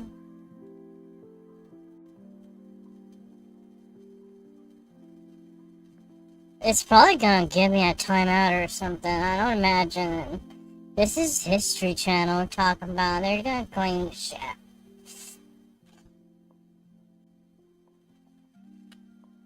Oh, come on, man. Get some good stuff. I already know about all this shit on the walls and...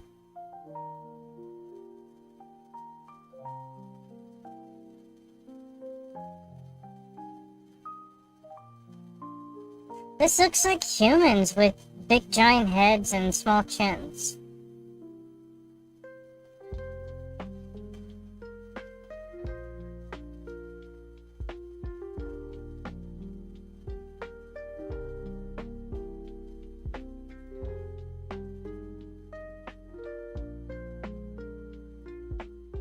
Now, some of these guys in the army know a lot of stuff, but they can't talk about it.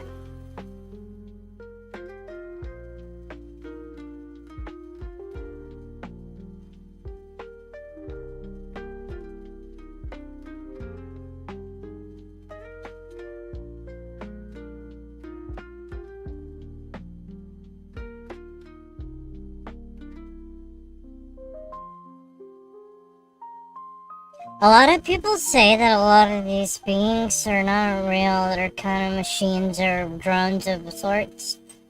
That makes sense.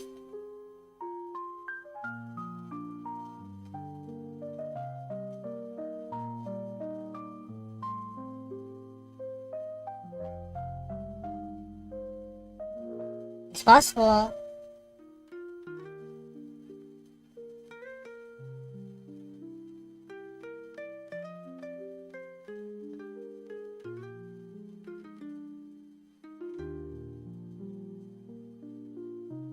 I can see that being possible because we can make a lot of AI, and AI will make more AI, and they'll make robots, and those robots will be building other robots, and it can grow exponentially.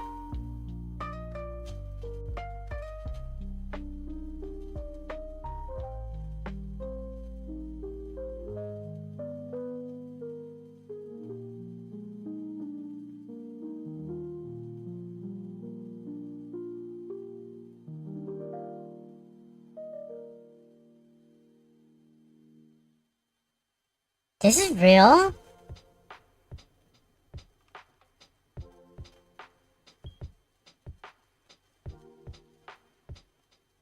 I think I've seen something about this one. Isn't Elon Musk making a bunch of robots too?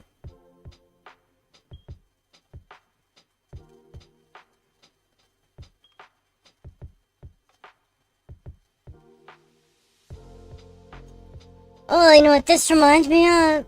I don't know, there's a show, not show, it's a movie. It said Johnny Five. Johnny Five, it's called Short Circuit. That's Johnny Five.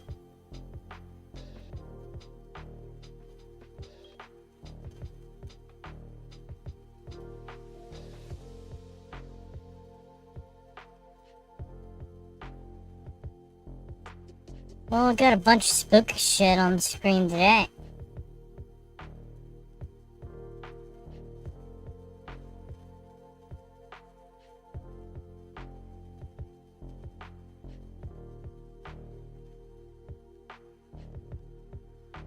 What if there's a bunch of greys that are real controlling fake greys? I heard a lot of weird stuff. Recently there was a whole big live stream about some type of alien that got captured, and he scratched a soldier, or the soldier got scratched, and then inside of it, that wound was like bacteria from the excrements of the alien. It's kind of like a sweat or something that came from it, and he died.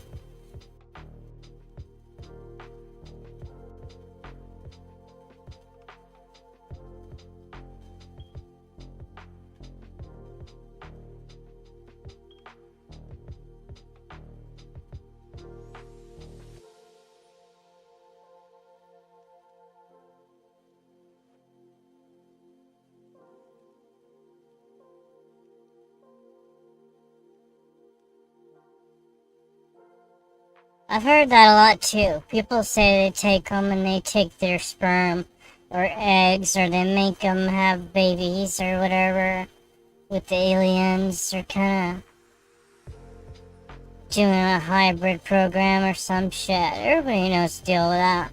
We've seen it all before.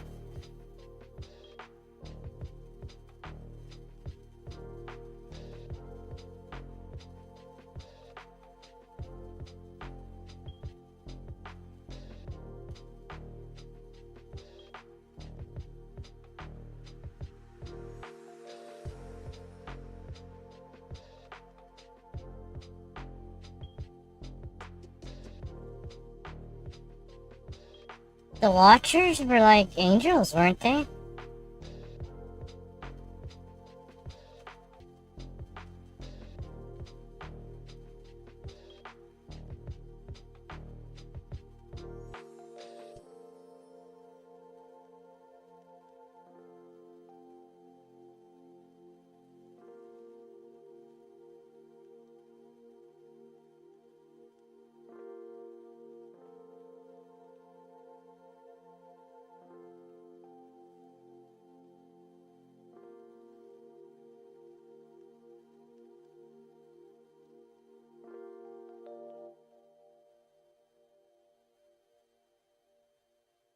Yeah, I would imagine that they would be fighting and try to get their own way and shit. They're all bad eggs. What you doing? You blowing on them?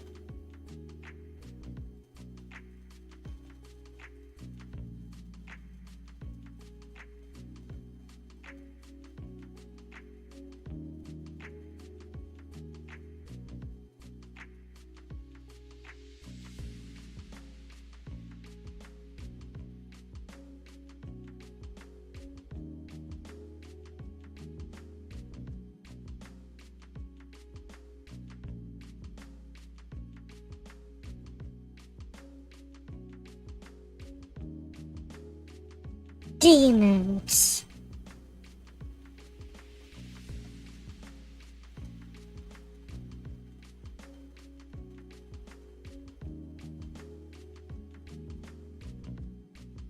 What are the Watchers anyway? Are the Watchers like not Nephilim? They're looking for them? I know there was a lot of talk about finding Nephilim in the caves and stuff. Some of them live. Some of them say they have red hair. Their giants have red hair. I don't know if that's true or not. There's so many stories out there. So much stuff going on. It's hard to make sense of everything.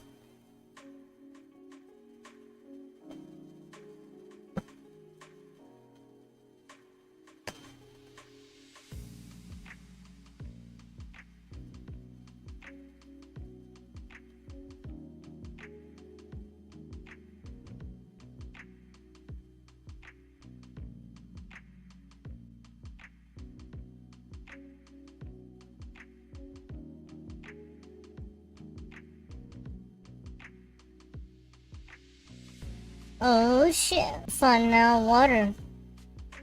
And here we are watching a bunch of CGI and shit and just trusting them when they say they found something. And that we actually went there to begin with.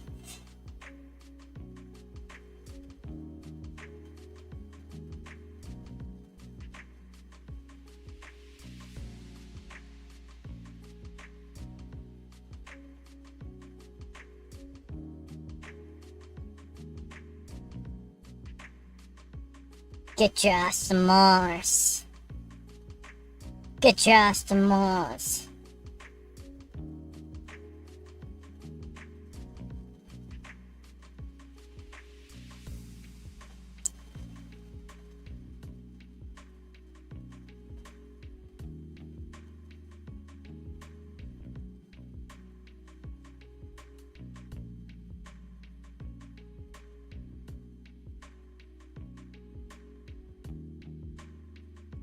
Bro, all these people's teeth, they're all fucking snaggle-toothed up. Bunch of snaggle-tooths. All these History Channel things are pretty much the same. They say the same thing over and over again. Very little new facts going on.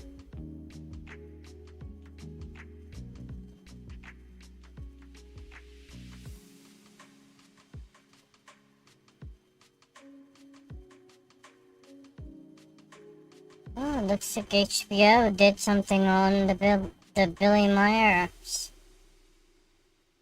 Cool. Glenn Dennis interview. 1990. Department Air Force. This is about Roswell?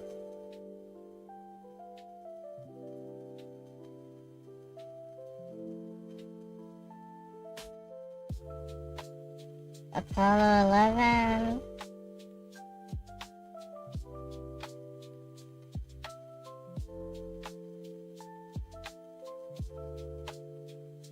This lady is talking about Billy too.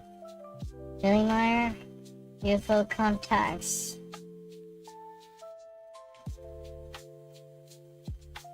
Some of these videos are pretty new.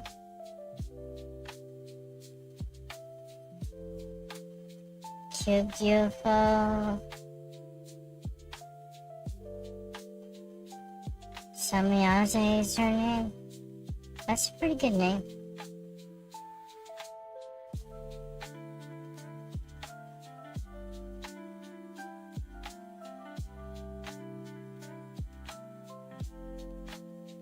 And that's supposed to be an actual alien. That blonde lady. He said that's a Palladian woman. There's something very odd about that picture. It looks real, but it also almost looks like rubber face. A rubber face.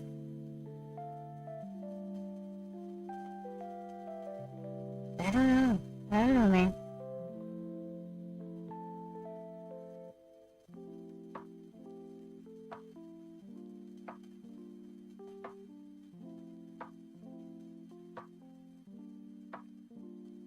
And this guy's talking more about the UFOs and stuff.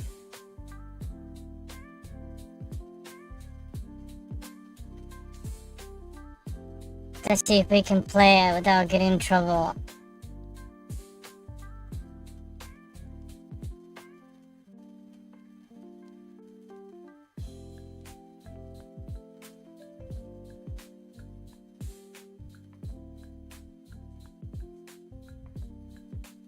Of innumerable questions and phenomena. The visitors spoke to Meyer about the future. Among them, the possible extinction of humankind due to overpopulation, as well as the past, providing information. I think I had my stuff on mute a while ago. Whoops. On Jesus, Galileo, and Isaac Newton, which according to Billy, are misrepresented by our history books in terms of their true identities and contributions. Edward Albert Meyer was born on February. We didn't miss anything. They were talking about on the History Channel one. They were talking about a bunch of crap I already knew. Oh, there might be robots and stuff. 3rd, 1937 in Bülach, Switzerland. His contact with extraterrestrial human entities began in the 1940s, when he was 5 years old. Yeah, he's talking about being a little kid and getting talked to by Palladians. While standing next to his father behind his house near Mount Eschenmoser, he saw a silvery flash, which disappeared above the forest approximately 3 miles away. When he asked his father about the encounter, he replied that it was probably Hitler's latest secret weapon. What? Why would you tell him that? From this moment onward, Billy constantly scoured the sky, where he observed moving stars at night, which were not airplanes. Meyer started hearing a voice from that point onward. At some point, this strange voice summoned him to the forest and ordered him to wait until a silver flying object landed on the ground before him. Well, it's kind of weird. I don't know what I would do if I heard a voice. What if I heard a voice and it was telling me to do stuff? I don't know if I would listen to it. I would ignore it. I'd be like, shh, don't tell me stuff. You know, real.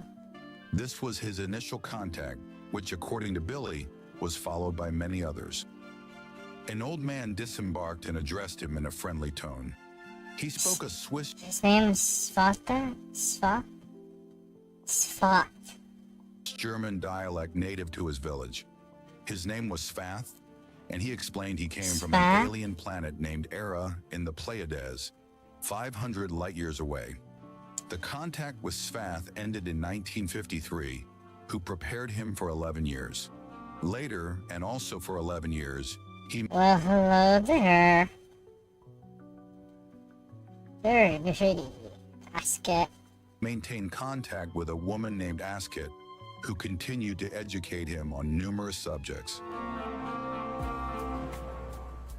Foxy.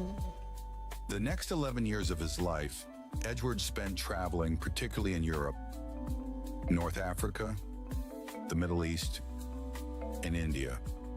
It was at this time, while in Iran, that he received the nickname Billy, given to him by an American woman, since Meyer used to wear jeans and a hat.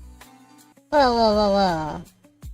Didn't they say he lost an arm? What are all these pictures of dudes with 2 arms? Like many characters of the so-called Old West. It was also during his travels, while in Turkey, that he lost his left arm due to a traffic accident. Okay, it happened when he was grown.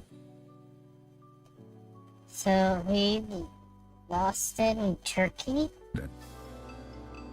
While in India at a Buddhist monastery, he took some of his first photographs of extraterrestrial spacecraft and gave his first interview to a local newspaper. Back in Switzerland in 1975, he began his contact with Semjas, who allowed... Semyaze, I think that's what they call it. Semyaze. And he's been everywhere. It sounds like he's been to so many other countries and places that it's wild. him to take the clearest photographs and films of flying discs in history and ordered him to publicly disclose his contact and create a worldwide controversy on the subject of extraterrestrial UFOs. The photographs and films captured by Meyer, with their unprecedented clarity, created a huge commotion in the 1970s. His home in Switzerland was visited by thousands of people seeking to talk to him. I would imagine people are still seeking to talk to him. I'd like to talk to him. I want to ask him a lot of stuff. I want to see interviews with him. I haven't really seen any. Is he not doing interviews? And obtain a copy. These never-before-seen images of supposed spaceships created a worldwide phenomenon. It's been 50 years, almost 50 years, since you've had contact with the Pleiadians. At least since you made it known to the world. Oh shit, this looks relatively new. Yeah, this video was made 3 weeks ago. Documentary Vault is the name of the channel. In case anybody wants to go see it. That's the name of the video. Let's look at some of the comments. The alien interview by Victor is the grill we want. The fugitive and the one-armed man. Now I fully understand.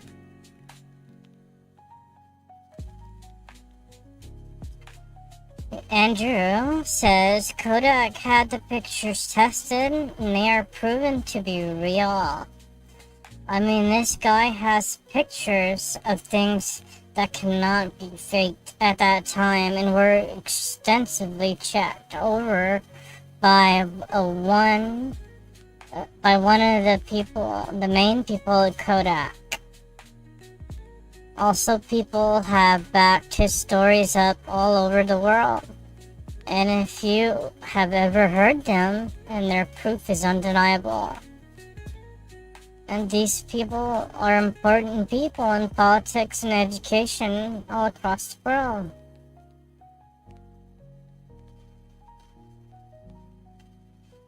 This guy replied to him and said, "With respect, my friend, just because Kodak certified them doesn't make them genuine."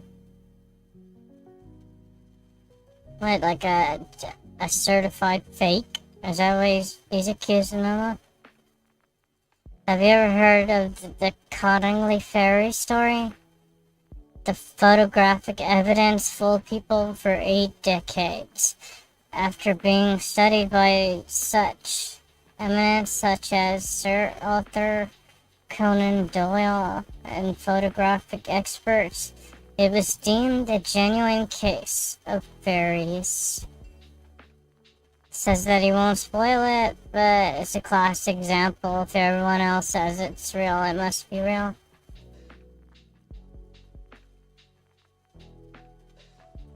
Yeah, you gotta be careful with that. Just because a bunch of people say it's real, you're not gonna be like automatically thinking it's real.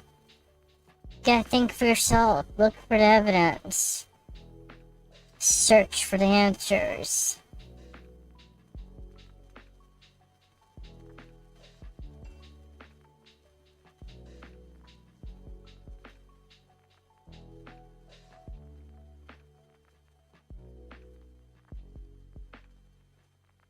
The Cottingley Fairies? I never heard of that.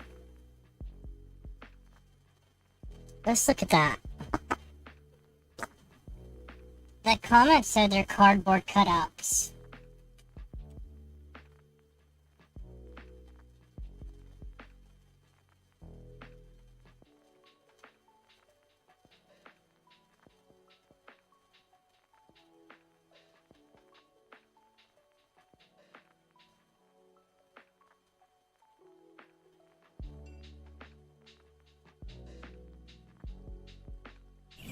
Once upon a long time ago, a little village stood here.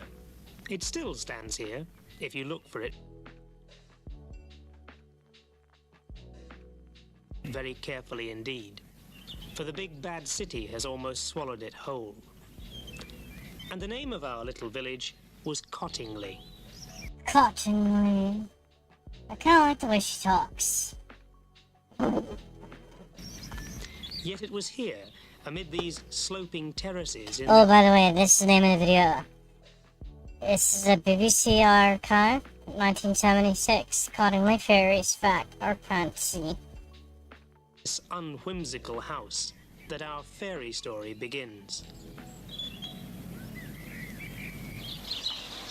And it begins in 1917 with two little girls at play. Elsie Wright was just 15 when her cousin Frances came to spend the holidays with her at Cottingley. This is like almost damn near 1900. How young Frances must have loved that holiday. She had her older cousin to play with. She had the wide-open Yorkshire spaces to roam in. And most of all, down at the bottom of Cousin Elsie's garden, she had the river. Well, shit, this is so far back in the day, they don't really have toys of shit to go out and play with. They probably don't even have fences back then. Northern folk called the beck. And it was down by the beck that the two little girls discovered their very special game. They discovered that there were fairies at the bottom of Elsie's garden. Oh, there's fairies. We found fairies. Bullshit. Come on, Elsie. Shh.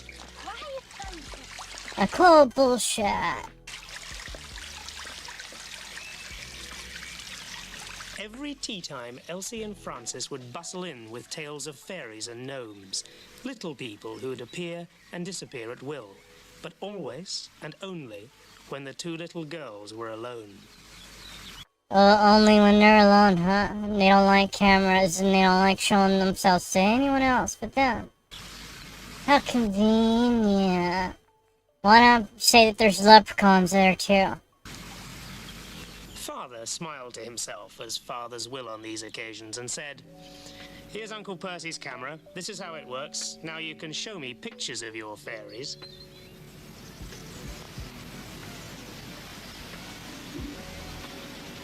Oh, hurry up, Frances. Always tell them to prove it. Here's the camera, bitch. Go take some pictures of your fairies. Oh, hang on, you're going much too fast.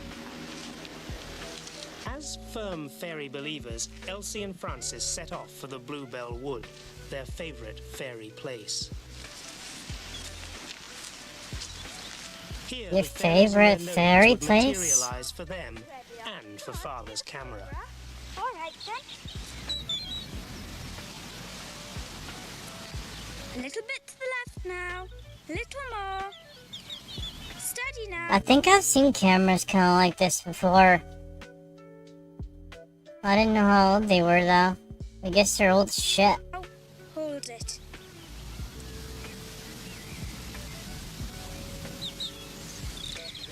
Up to now, He just comes out of nowhere. we've been recreating the story of the Cottingley fairies as another lovely fairy story. But from the moment that that photograph was taken back in 1917, the rest has been hard fact. Frances and Elsie took several photographs that day, and their father developed the plates. To his astonishment, this is what he saw materialize. Little Frances was indeed playing with 4 fairies. Okay, what year did you say this was? 1915? How would they make this fake back in the day? That one guy said cardboard cutouts.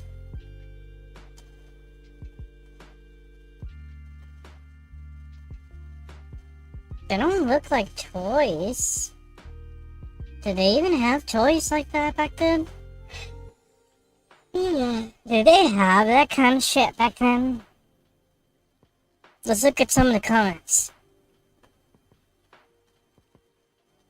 The most unbelievable element of this is the time difference. The idea of the 70s broadcast only being 60 years on from when the photos were taken, it already felt like a world away.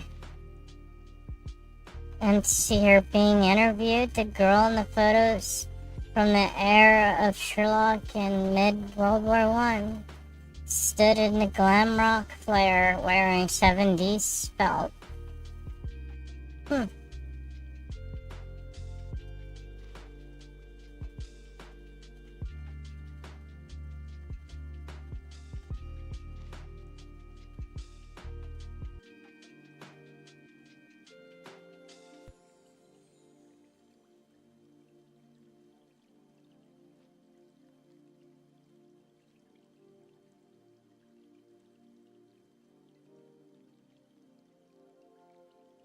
This guy says, although she admitted they were fake years later, it doesn't dispute the fact that it's still a magical idea that they do exist. She admitted all except one picture where she said it was real. So one of them was real?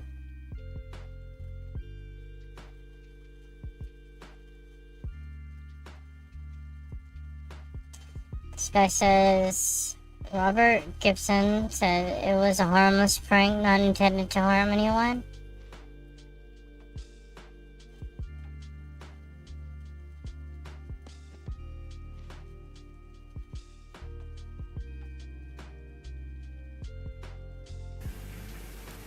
And a tiny gnome appeared to be paying court to his own daughter A gnome?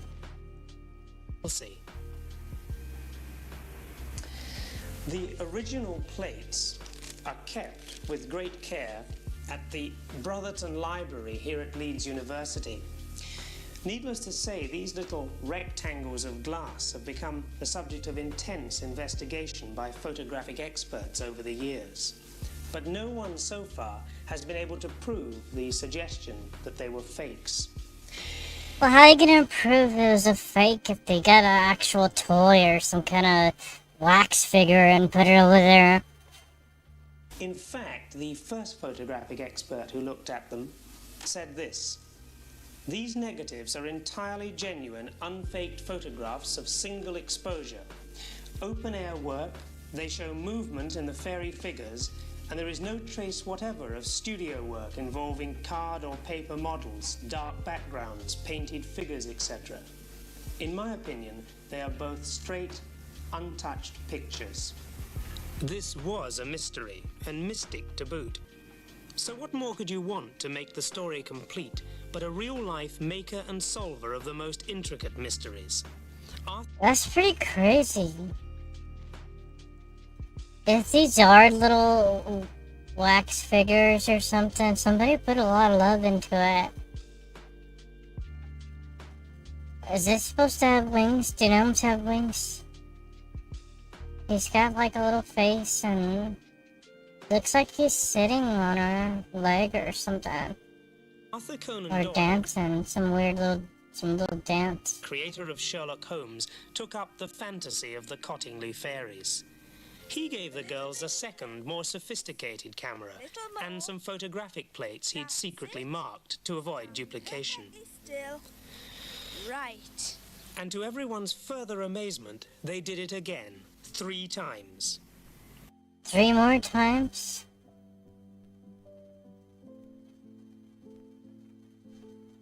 What is she doing? She's flying? Francis appeared, admiring a floating fairy. Elsie appeared, looking benignly upon a further fairy. And, as the fantasy grew dimmer, the fairies appeared to be dematerializing in a summer sunbath. The publicity, particularly after Conan Doyle's investigations, was enormous. For though everyone suspected forgery, no one could prove it, nor could anyone believe the young girls capable of it. And anyway, who knows? If you did believe in fairies, well, they just might appear, and all those skeptical experts had made it quite... That is pretty interesting. Even by today's standards. Could you imagine seeing this back then? You'd be like, holy shit. Even now, I'm still like thinking, what the fuck? It looks like she's glowing a little bit. Just looking at her. I don't know what the fuck I would think if I saw fairies. I'd be like, oh, there's a bunch of little fucking fairies floating around. Quite professionally clear that they certainly didn't.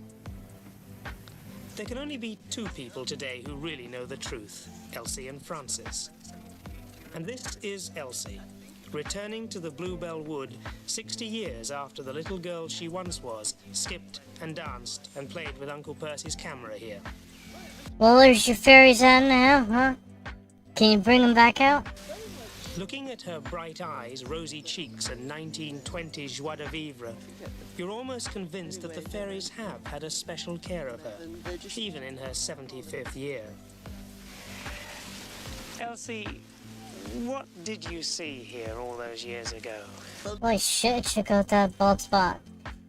Wait a minute, if she was the lady that took the picture, couldn't she just get another camera and take some pictures of the fairies again? Or do the fairies move on or die or what? This was the place where I saw the gnome. The gnome? Maybe the gnome's still around, bitch. Take a picture. And I was sat I'm sure it was just around here, and Francis was there with the camera. And the gnome came from round that tree there and came up to me, and I thought it was going to touch me, and I put my hand out, but it sort of gradually melted, and that was it.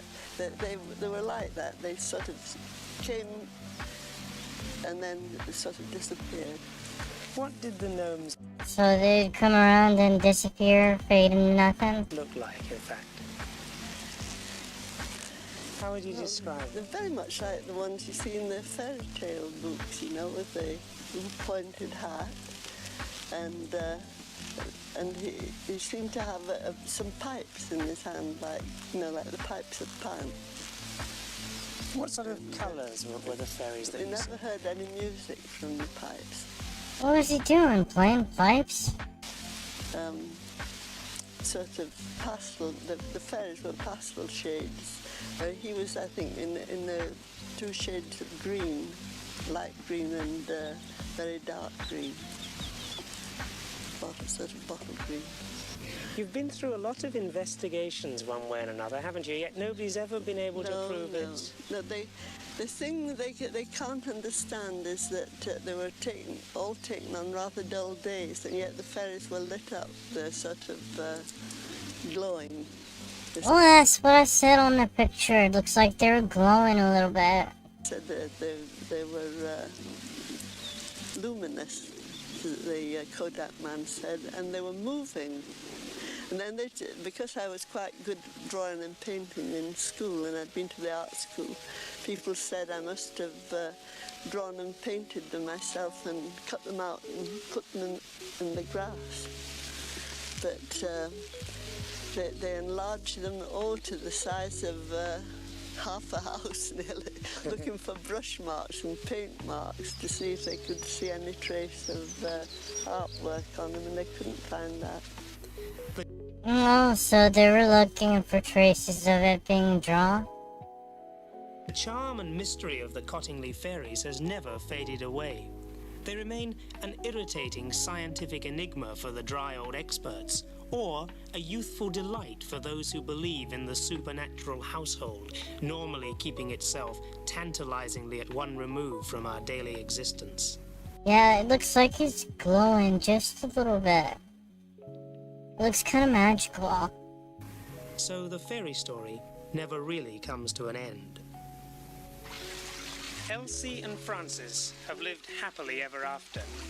And today, 60 years on, the mystery of the fairies they saw here at Cottingley remains delightfully unresolved.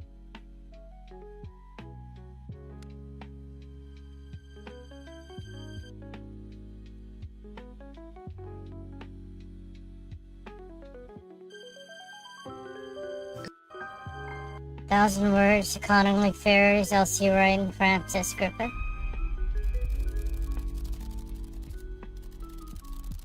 South Africa to stay with their relatives. I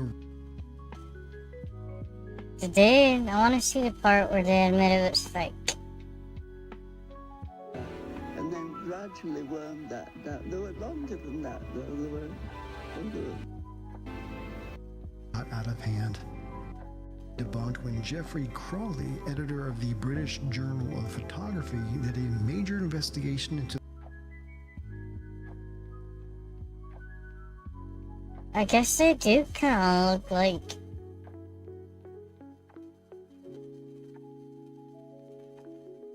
How would she get them to stand up though if they were fake? To the photographs and also determined them to be fakes.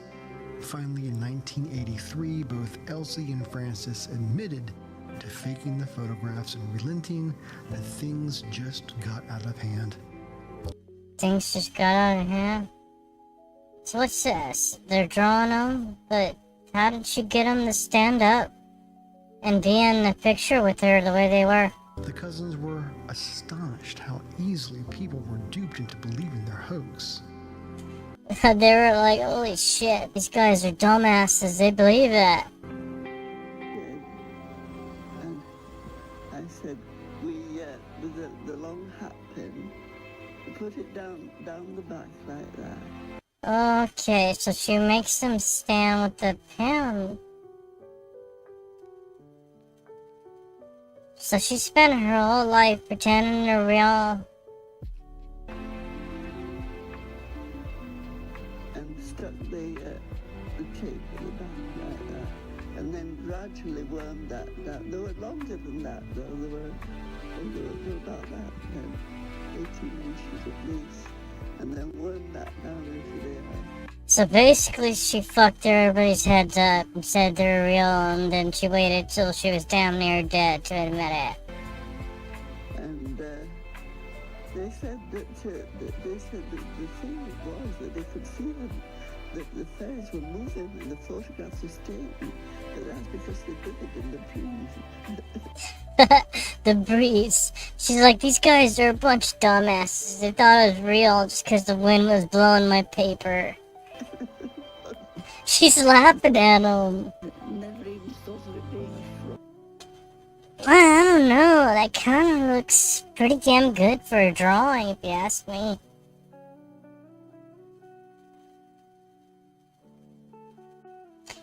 It does kind of look like somebody got a marker or something and shaded that in or something.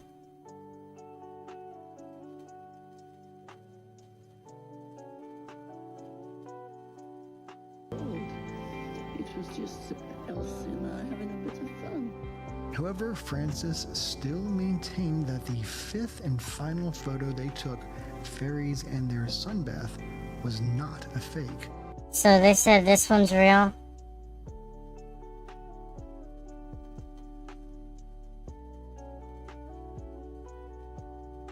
I call bullshit. They probably just wanted to fuck with everybody one last time before they died. Though this photograph has been deemed to be a clever double exposure, leading many to believe that she was confused or forgot about the process in making it.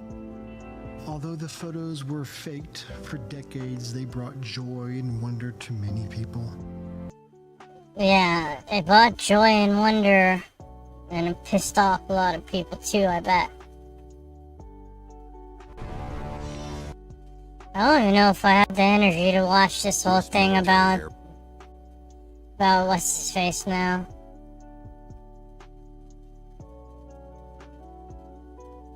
And say at least this, but no more. Are humans going to learn, or is it going to be too late? I believe. Okay, if there's gonna be giving him some questions, I'd like to watch.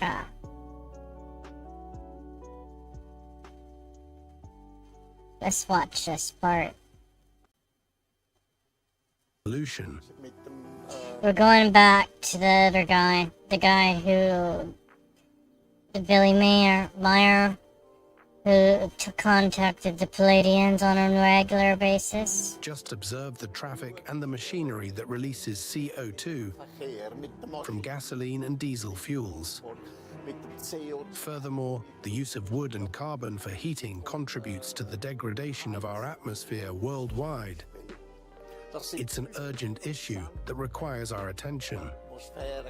Well, he's not wrong. Why does his nose look like that? It looks like it's purple almost.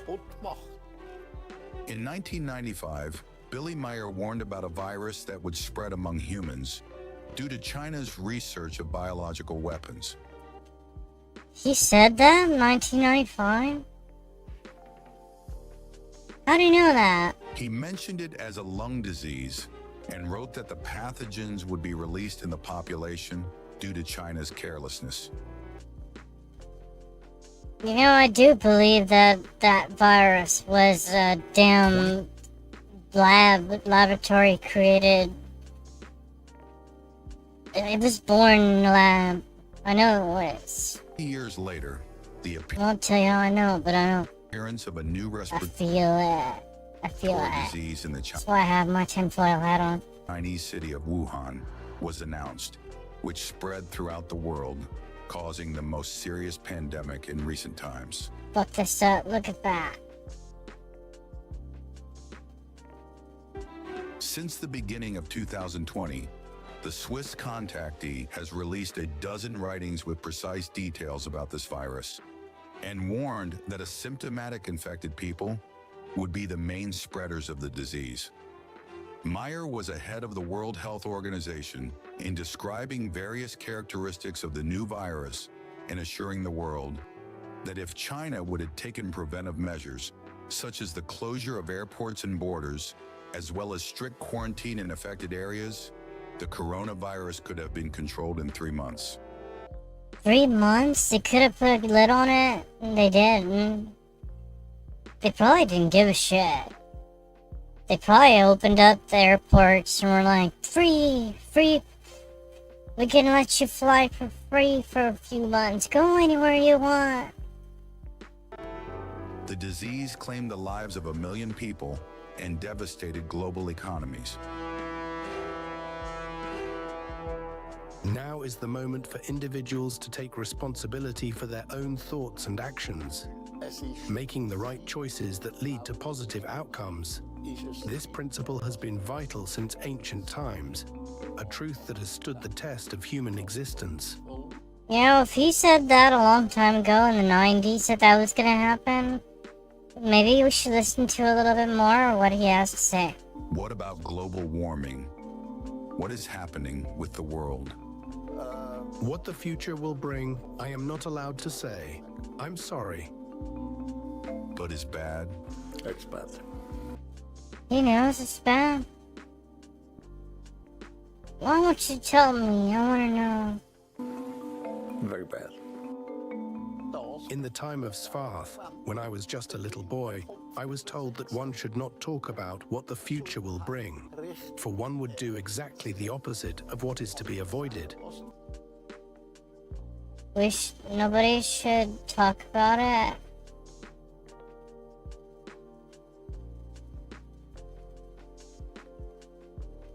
They would do the opposite of what's to be avoided. So what's he saying, that if we said there's gonna be something going on and he told us about it, we would rush into doing it faster? That makes no sense. That is, the more one will do that, which produces harm and calamities. It is like a small child who is told, do not take the knife, and the child takes the knife and cuts himself on the finger. It's wrong, very wrong.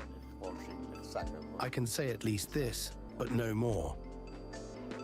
Are humans going to He didn't say anything. All he said is that you can't tell us because if you told us, then we would do it faster and we were already gonna do it. learn, or is it going to be too late? I believe that for humanity to truly understand its place in the world, we must heed the lessons of nature and strive to become truly human. But this requires that the population be reduced to below 1 billion. Otherwise, there will be no benefit. The more humanity grows, the worse it will be. Less than 1 billion. Only 500 million worldwide, no more. The Earth Why is he encouraging us to kill each other off? has not been made to feed more than 500 million, so everyone can live as nature has intended. Why? What is the reason? Such as it is, the size of our planet is projected for only 500 to 530 million people, apart from animals that also exist in the millions. The countless species of animals can live naturally only if the number of people is 500 to 530 million. At present, humanity is 19 times above the sustainable measure of 5. Well, hell, there's a lot of countries out there that have such dense cities. I'm not gonna say the name of them. China. 500 to 530 China. million people. This overpopulation Excuse me. is leading to the destruction of I was coughing there. I had a little coughing fit. our world, the exploitation of Earth's resources, and the loss of our natural environment. While religions often advocate for population growth, it's important to remember that everything, including our population, is ultimately governed by the laws of chemistry. Well, he does have a point, you know. We can manage to support a lot of life because we do a lot of harvesting for vegetables, and we make our own meats and stuff. Some of the people say that we got 3D printers that make fake meat now. I don't know if that's real. Well, you heard what happened with Campbell's soup. They said there's fake meat in the Campbell's soup. Who knows? Transcriptions I don't know if that's true or not. I think it's real meat. It says right on the can. 100% real white meat chicken. Divulged in 1980, he warned that the Vesuvius volcano would erupt and that the lava would flow below Rome, 500 miles away, with an immense lake of magma existing below the volcano. In 2001, the information was verified as Italian and French scientists reported that. Oh, so we got a volcano going on there, huh? Hey, Ziggy. What's going on? How you doing? Hey, dude. Do you see my tinfoil hat? I have a tinfoil hat on. I'm talking about aliens. The findings on Science, a well-known publication. They confirmed the existence of a large sea of magma below the Vesuvius and the discovery of several geysers in the surroundings of Rome, proving that lava flows under the city. Mir assures that mining, oil and gas extraction, as well as dam construction, cause earthquakes and volcanic eruptions. He also warned that astronauts... So we're pretty much destroying our planet by trying to survive. That's crazy. You love this stuff? And true crime too?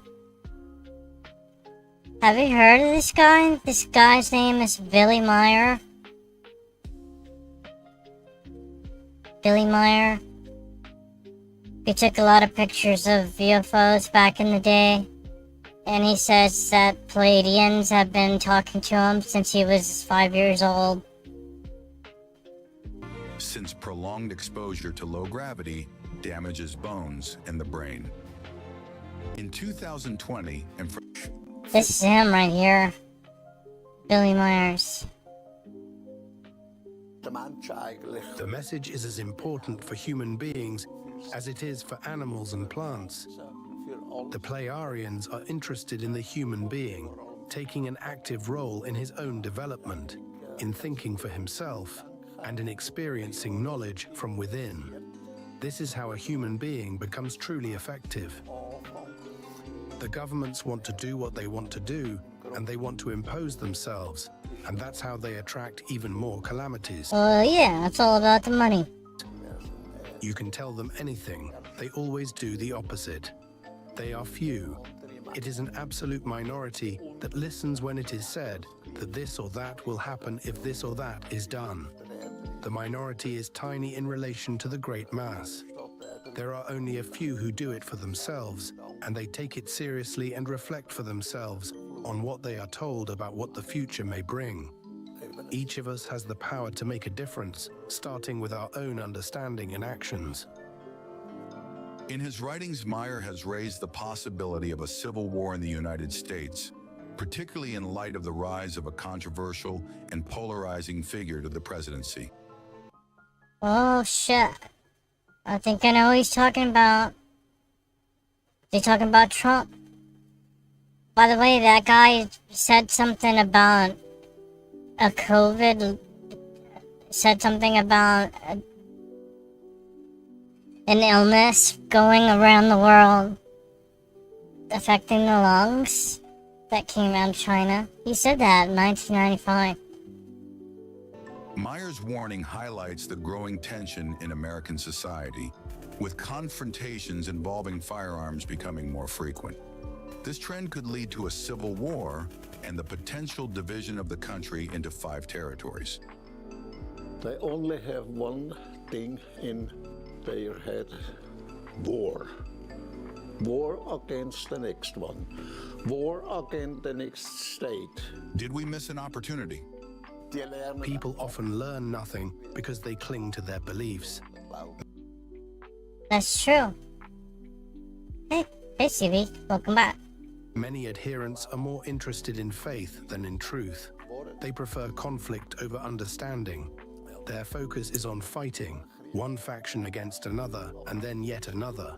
They have little desire for the truth. They simply wish to You're welcome. No problem. engage in battle amongst themselves. How do you feel about that? Bad. Frustrated? There are conflicts among individuals, and nations are at war with one another. Russia and Ukraine? Yeah. Many people think that they would stop a nuclear war. They would? Only an idea. They wouldn't? He says that they wouldn't. I don't know, though.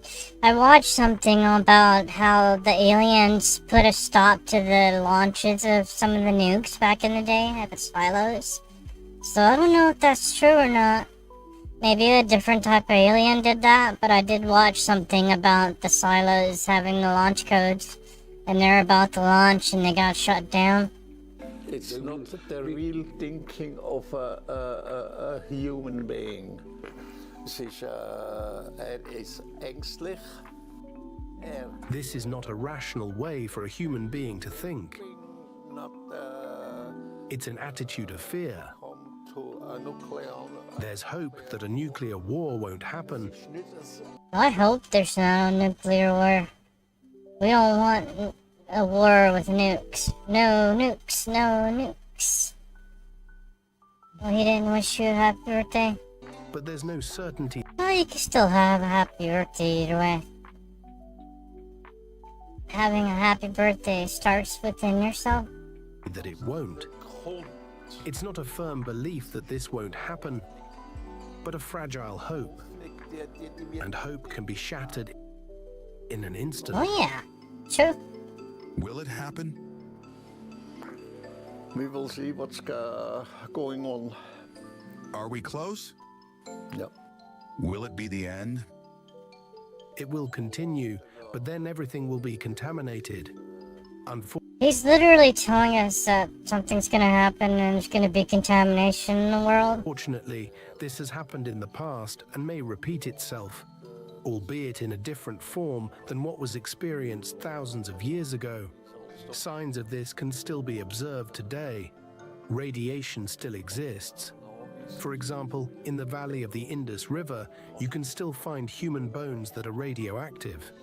This dates back about 6,000 years.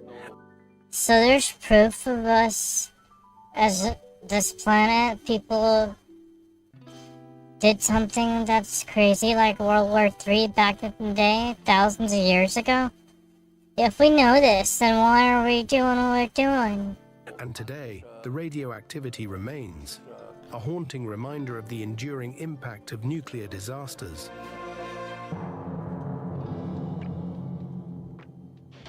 So we're gonna do it all over again? This has happened 6,000 years ago and we're gonna blow ourselves up again?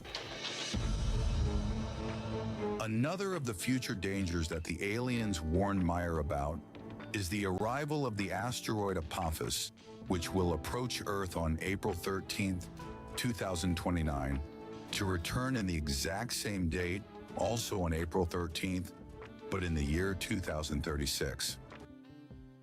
So this is gonna happen in our lifetimes. What's gonna happen? According to Billy, the asteroid will impact Eastern Europe with absolute certainty unless we deflect it. opening up the Earth's crust between the North Sea and the Black Sea. Apophis is an asteroid about 1,000 feet across, and that's a nation buster. Every 10 million years, there's a planet buster, like what hit Mexico 65 million years ago. The latest projection of Apophis. That's the dinosaurs? The one that got dinosaurs? Shows that it will probably miss the first time around, about 2029. However... So he's saying that in 2029 that this thing is going to come pretty close, but it's going to miss, then go around, swing back, and potentially hit the planet? On the second pass, that's when all bets are off. Let's say right now, some amateur astronomer sees an object bigger than an apartment building headed to the planet Earth. What can we do? The answer is nothing. Absolutely nothing. We have no space shuttle. We have no rockets that can easily reach deep space. We don't know the physics. Is the rocket going to blow up the asteroid? We have a lot of small asteroids. We don't know about the physics of these things. Well, it's going to be like the movie with Bruce Willis. Gonna go over there and drill on it and put a nuke inside and blow up the asteroid. So we are children. We're children when it comes to threats from outer space.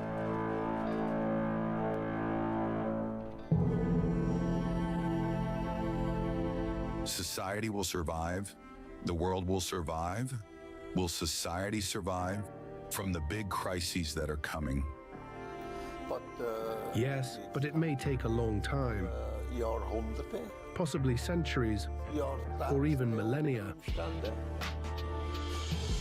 While the writings of That's him, alright. He lost an arm. Meyer over decades could seem to many as a bleak future for humanity, he has always remained optimistic.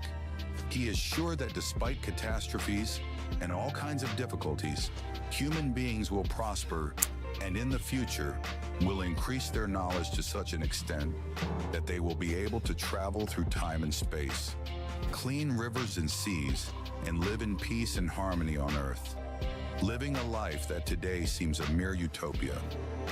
But for that to be possible, Meyer sustains that we must learn to respect life, strive to grow in our consciousness, and begin to treat our fellow human beings as what they are, our brothers and sisters.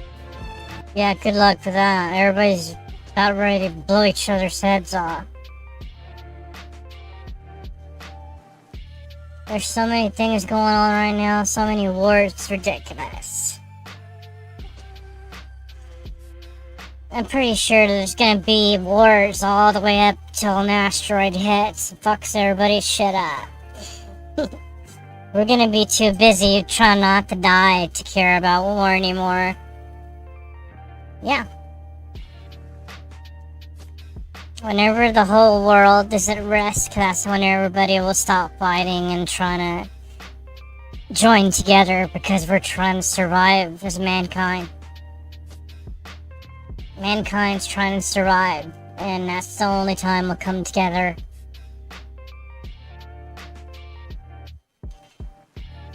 Well, I learned a few things about this guy. He's pretty interesting.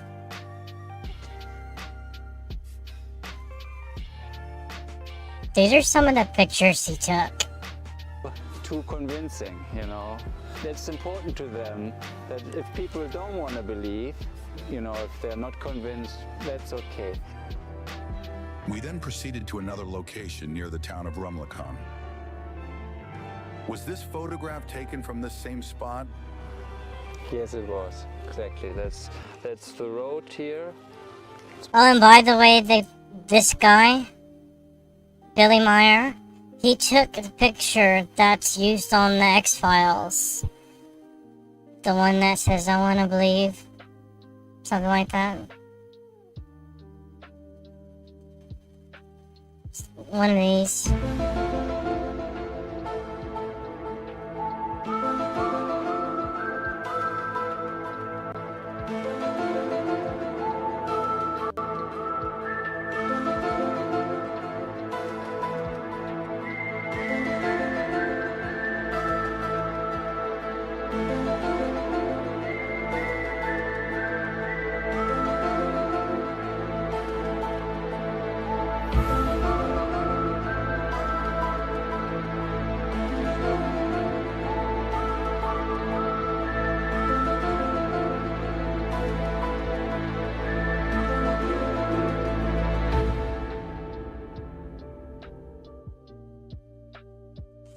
played that like 5 times already. It's funny. I can't help it. I like it. Hey Garrett, what's up? How you doing? CM Punk put out Jericho's teaser hours away from the Rumble. Oh, he's building it up, huh?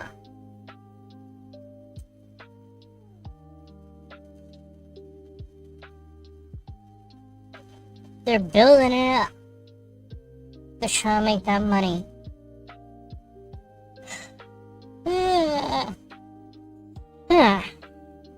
See. It's a bit hidden by this one tree. Yeah, Caesar. He says these are real pictures, and people try to debunk it and check them out. The people at Kodak looked at it and said it was real. And but there's That's pretty crazy. That's pretty clear. Chris Jericho's still wrestling. That's crazy. also the power line you can see, and here the forest line. Yeah, I'm yawning. I tried to take a nap earlier, but I couldn't sleep. Are so very similar. We are quite far from the place where most pictures were taken, near Schmidrudi. This place is so beautiful. Look how open it is in the sky. You can see everything. It must be a pain in the ass to get back down when you're up there, but that's quite a view. It'd probably be worth that. Correct? About 20 minutes by car, yeah. So he had to drive around a little with his moped. Was he directed to come here?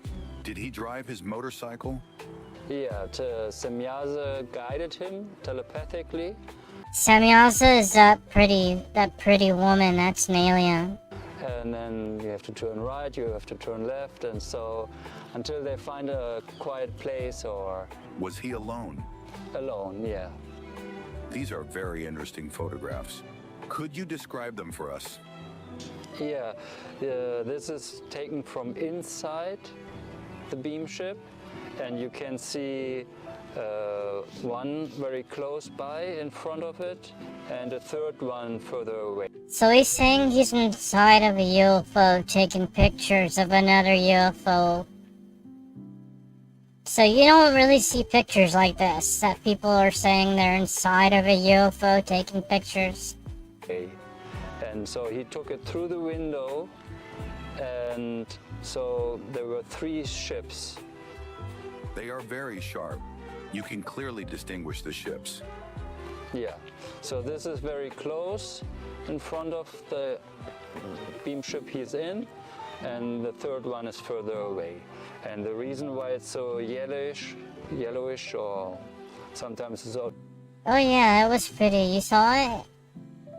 That's a pretty place. So a bit orange, that is because the windows take a certain color depending on the atmosphere they're in. So just by the color of the windows, they can tell if they can breathe there or if they have to take a suit or so.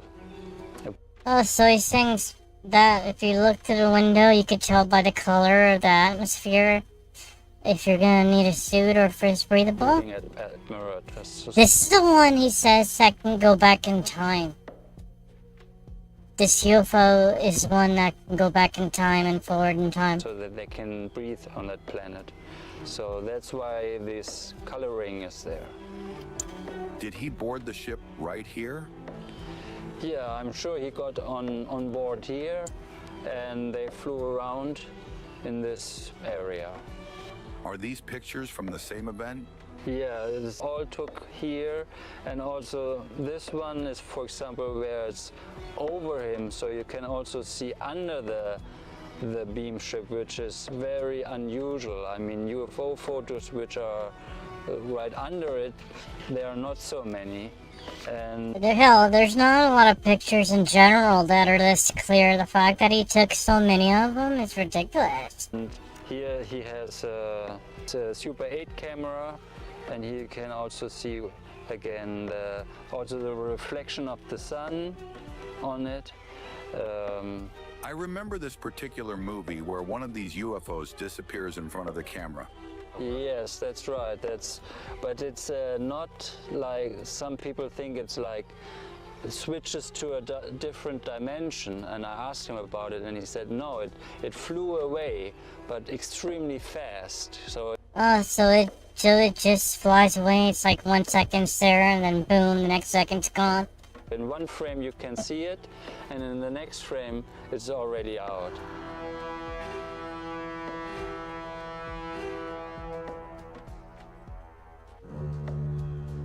Kind of like a bullet. This is an important location because it is the only film in which moving cars are shown in the background, and it is possible to see the floating ship exactly at the same time. Yes, it is. Yeah. Yes, yeah, there's cars down there. From here, and the cars you can see in the film in the background driving.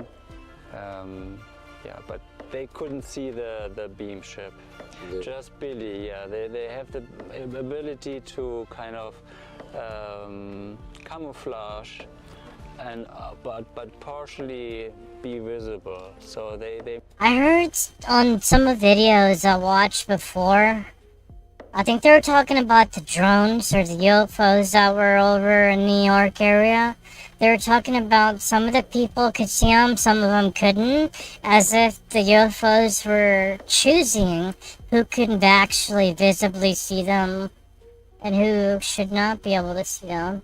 That was kind of weird. I don't know what to think about that, but I thought it was pretty cool. They opened like a small opening for him that he could film it, but everybody else around it could not see it. Does that mean that a ship could be here and we would not be able to see it? Right, that would be possible, yeah. We then moved to the next location, near Bachtel, Hernley. Billy photographed this here, and this is Semyaza's beam ship. So, Semyaza. These are like telemeter discs. This is what we would call a drone. And they were hovering here. I can show you also here. And he took photos and also filmed it on Super 8 film. Huh. You know, that'd be even harder, I would imagine, if you're taking a picture and then a video and they're pretty much identical. I don't know. It's kinda... I can see why a lot of people think that some of this stuff's possibly real. It's kind of hard to fake some of this stuff. How come there are 3 ships in the image? Why 3? Was it a demonstration? Were they trying something new?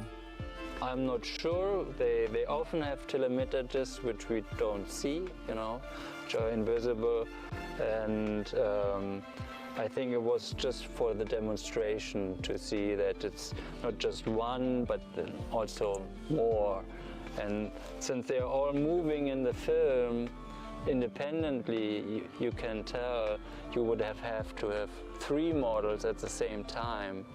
So that's very complicated and difficult to do. So I think that's why they did a demonstration with 3, yeah. Yeah, that makes sense. They're all like, well, we gotta make this look very real. We gotta... It's almost like they're trying to use this guy to showcase the fact that they're real. I guess that's how they would do it, if they're trying to show the world that they're around. They would do it by selecting certain people and doing stuff like this. Otherwise, you're just gonna have them straight up landing in the middle of town, you know, and talking to the whole town kind of thing. Or often photograph branches in the foreground so that you can calculate the size of it. And the distance? Yeah, and the distance, right. And here more, again here, this in the foreground. Is that Billy's tripod? Yeah, that was an old tripod he had. Is this the same valley? This valley, exactly, yeah, in that direction. This place is lovely. Are you getting sleepy? Okay, have a good night. Thank you for coming. Happy birthday. One more time, I'll tell you again. Happy birthday. Appreciate you for coming. Always appreciate the company from everyone. Hope you get some good sleep.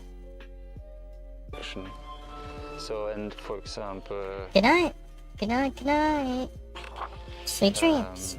This is a enlargement, but you can see this is quite characteristic, and you can see it over there.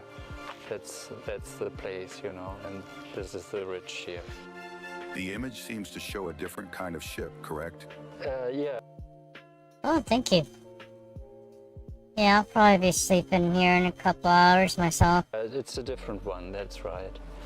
Did they change models?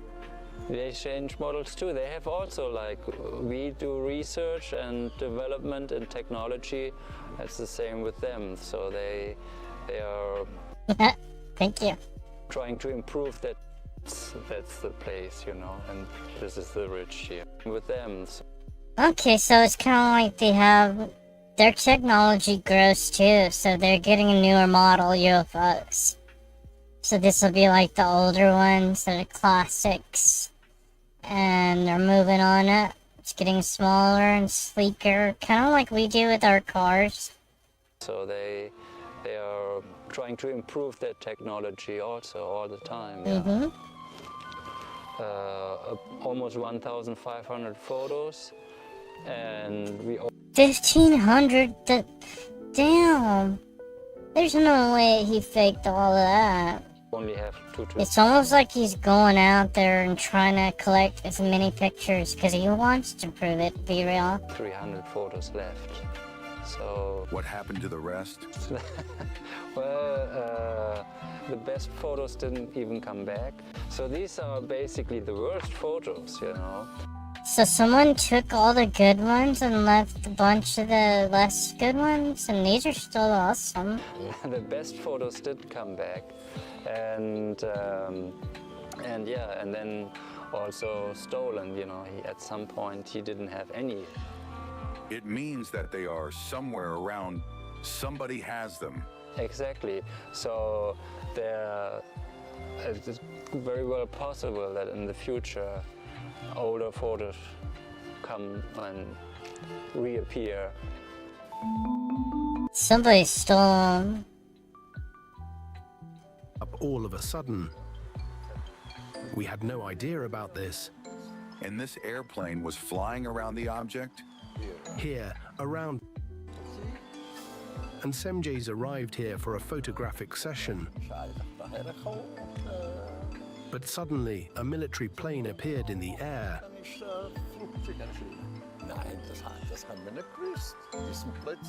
We were surprised when the plane showed up all of a sudden. We had no idea about this. And this airplane was flying around the object? Here, around us. The plane appeared minutes after our arrival. When she was here, I don't know why. And he turned around for around 5 or 6 minutes. Semjay's moved the ship to a different area, then to another and another. This has become a very important picture. And it is here on the cover of your book. Yeah. Your experience is incredible. And for those people that don't believe, this picture is proof that your experience is truthful. Yeah. I wonder what happened to all the dude's pictures. I want to see all of them. I want to hear a lot more about this guy, and I'm definitely going to be doing more research on him. I watched like 1.5 documentaries about him and so far tonight, and it's been great. Yeah. I understand. But what can you do if people don't want to accept it? They prefer to believe in a fictitious almighty in the sky. They do not accept what is real. When the image was analyzed in the US, it was determined that the plane was real and not a scale model.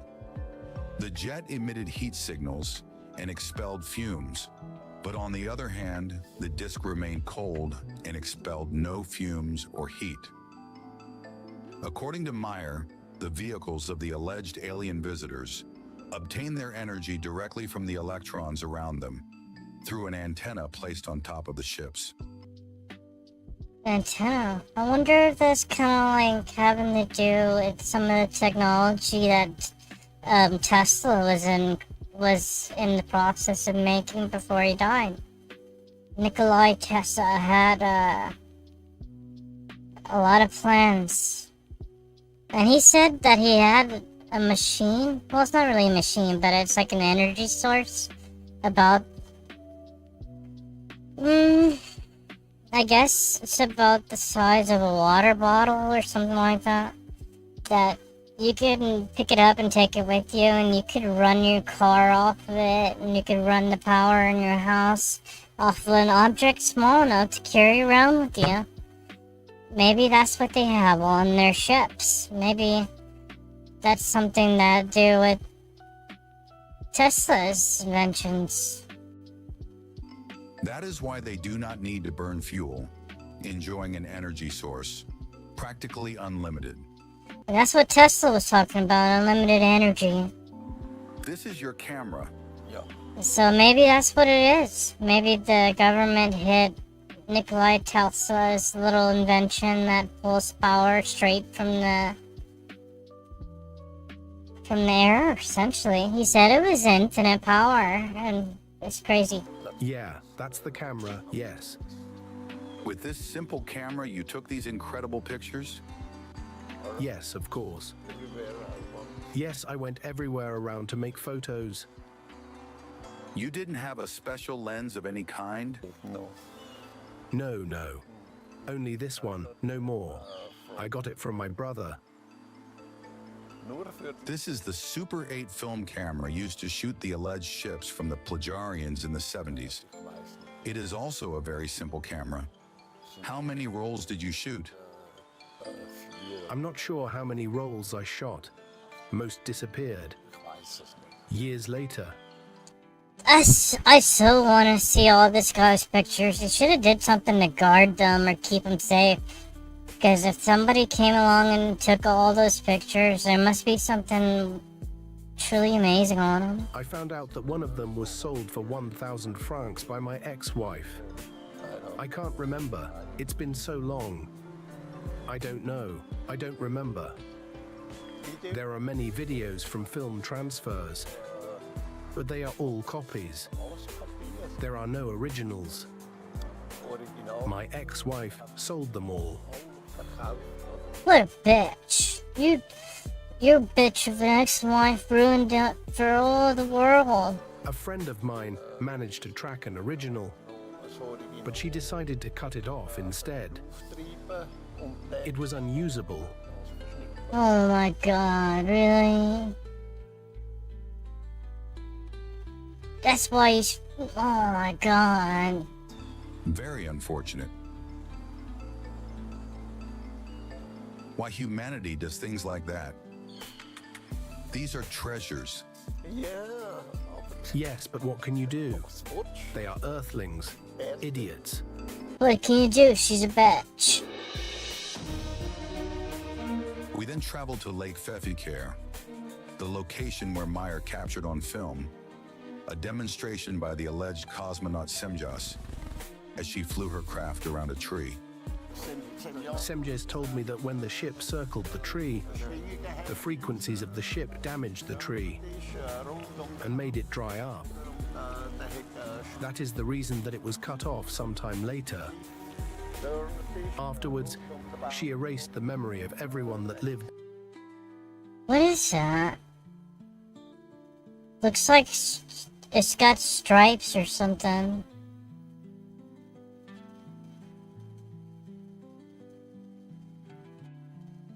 As she flew her craft around a tree. Semjes told me that when the ship circled the tree, the frequencies of the ship damaged the tree and made it dry up. That is the reason that it was cut off sometime later. Afterwards, she erased the memory of everyone that lived near the tree. How did she do that? I have no idea, but she did it. Why did Semjas circle the tree? Why was she doing that? She wanted to demonstrate how the ship functioned, being able to circle, showing how close they're able to fly to an object. This film is very important because you can see the object going around the tree and sometimes goes close and the tree bends. This guy has all these videos too? I didn't know that. I know he had a bunch of pictures, but I didn't know he had so many videos too. Picture, you can see the tree's reflection on the craft. Yes, it moved when the ship got close to it. She wanted to demonstrate how the ship functioned. The tree is not here anymore, but the lake is still there. We can tell this is the place where you filmed the ship, with the lake as the background. Yes, Lake Pfeffikon and the village next to it in the background is called Pfeffikon. Author Christian Freiner proved that there was indeed a large tree in the place where the photographs were taken. Taking advantage of a Swiss topographic database, he reviewed the aerial images of 1972 and discovered a large tree existed at the site.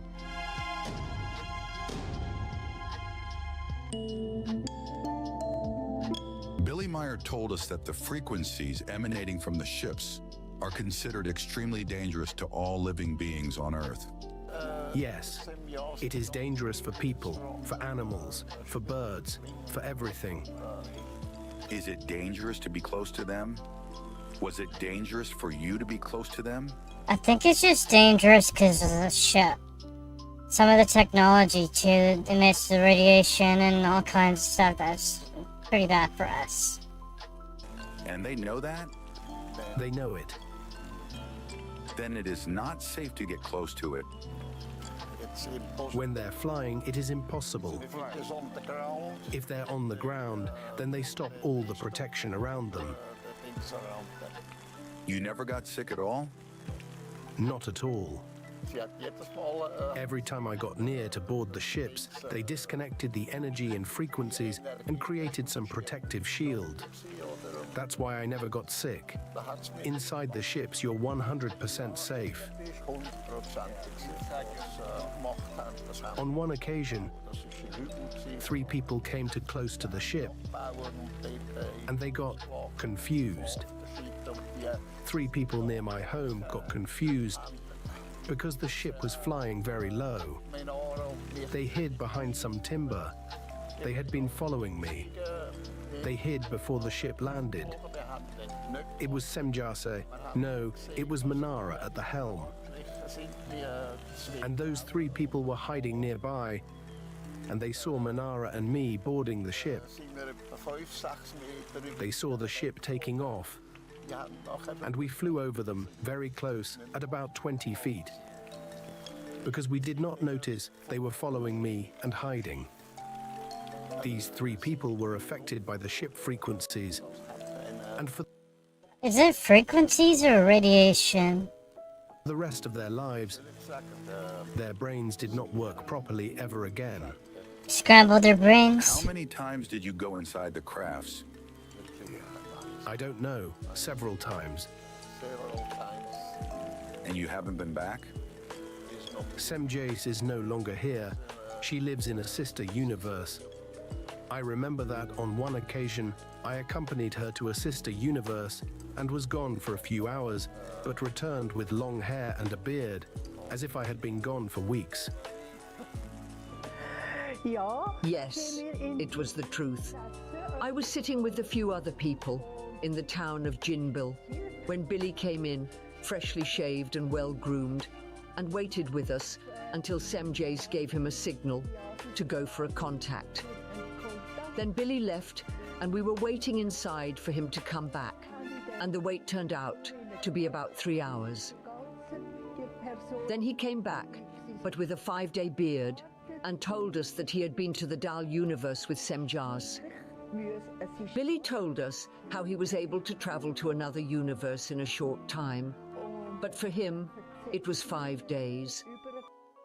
Damn, so a few hours ended up being days for him?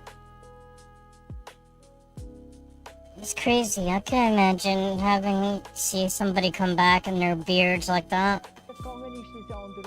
This was a strange thing for us, but we knew it was the truth. Billy took us to the last location, a plot of land near the Betsikon Hospital on the outskirts of Zurich. In this location, Meyer took several pictures with buildings still standing, and others where the tree line has been replaced with houses. Everything was undeveloped in this area, and on that side, there was a large tree line. Over there is a large building, a hospital. That's crazy. Everything is so crisp. Which still remains. All of these photographs were taken here. A tree line and a road, all of them gone. Everything is different now, with new homes. Was this Semyasi's ship? Yes, it was Semye's, to film and take photographs. Why were you taking so many photos? What was the purpose of that? It was an order from Semye's. Yeah. She wanted that? She wanted you to take these pictures to show to humanity? Yeah. Many witnesses have seen the crafts. People from our group, from Figu, they all have seen the ships. Foreigners as well, Canadians, Americans and others, like Heidi Peters, who died not long ago. An old lady near my home saw 3 ships near Schmidruti. But she did. So all these people are seeing it. I wonder if how many other people are taking pictures of the very same things at the same time. That would be the only thing to make it more credible, is having other people come forth with those pictures as well. Did not want to share it with anyone. Jacob was with me at 2 in the morning and witnessed when a ship took off and created an energy discharge. We all saw it and photographed it. It was 500 feet long. Around 120 people have seen the ships. Why are they hiding now? Because there were problems. People starting to behave irrationally. And the Plagiarians decided to avoid making themselves present. But they wanted you to take the pictures. Why did they do it? To let people know about the mission. The Plagiarian are not interested in letting themselves be known. But the case is important. Yes, but the Plagiarian or the ships are not important. It is all about the mission. Since 1975, Billy Mayer has written several books about the teachings he has received from an alleged alien civilization. Many of his writings have been constructed as prophecies to some because of their similarities to recent events and interpreted by others as warnings and fundamental to human survival. The information shared in the writings of the alleged Swiss contactee in 1975 includes the opening of a hole in the ozone layer over Antarctica and Australia, letting in deadly ultraviolet rays. The warning was verified the following year when scientists from the British Antarctic Survey confirmed the existence of an opening in the ozone layer. And oh yeah, I saw this part already. And they also talk about how he saw COVID coming since 1995. It's an urgent issue that requires our attention. In 1995, Billy Mayer warned about a virus that would spread among humans due to China's research of biological weapons. He mentioned it as a lung disease and wrote that the pathogens would be released in the population due to China's carelessness. 20 years later, the appearance of a new respiratory disease in the Chinese city of Wuhan was announced, which spread throughout the world, causing the most serious pandemic in recent times. So this guy should be taken seriously, I think. The fact that he saw that coming since 1995, and the whole ozone layer, all that kind of stuff, he's the real deal. At the beginning of 2020, the Swiss contactee has released a dozen writings with precise details about this virus and warned that asymptomatic infected people would be the main spreaders of the disease. Meyer was ahead of the World Health Organization in describing various characteristics of the new virus and assuring the world that if China would have taken preventive measures, such as the closure of airports and borders, as well as strict quarantine in affected areas, the coronavirus could have been controlled in 3 months.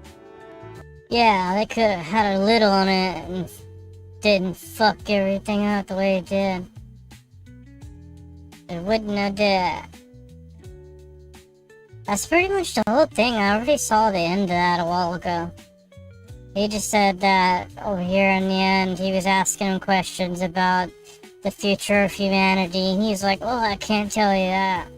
All I can tell you is that if something happens, it's gonna kill a lot of people, and we're gonna come back from it, but it'll take a lot of time to come back from it. And they said an asteroid might come hit us later on. And I guess that's it for this documentary. That's the second one I watched on this stream, and it was pretty good. I like this one a lot because it's got a lot more pictures and video of the UFOs.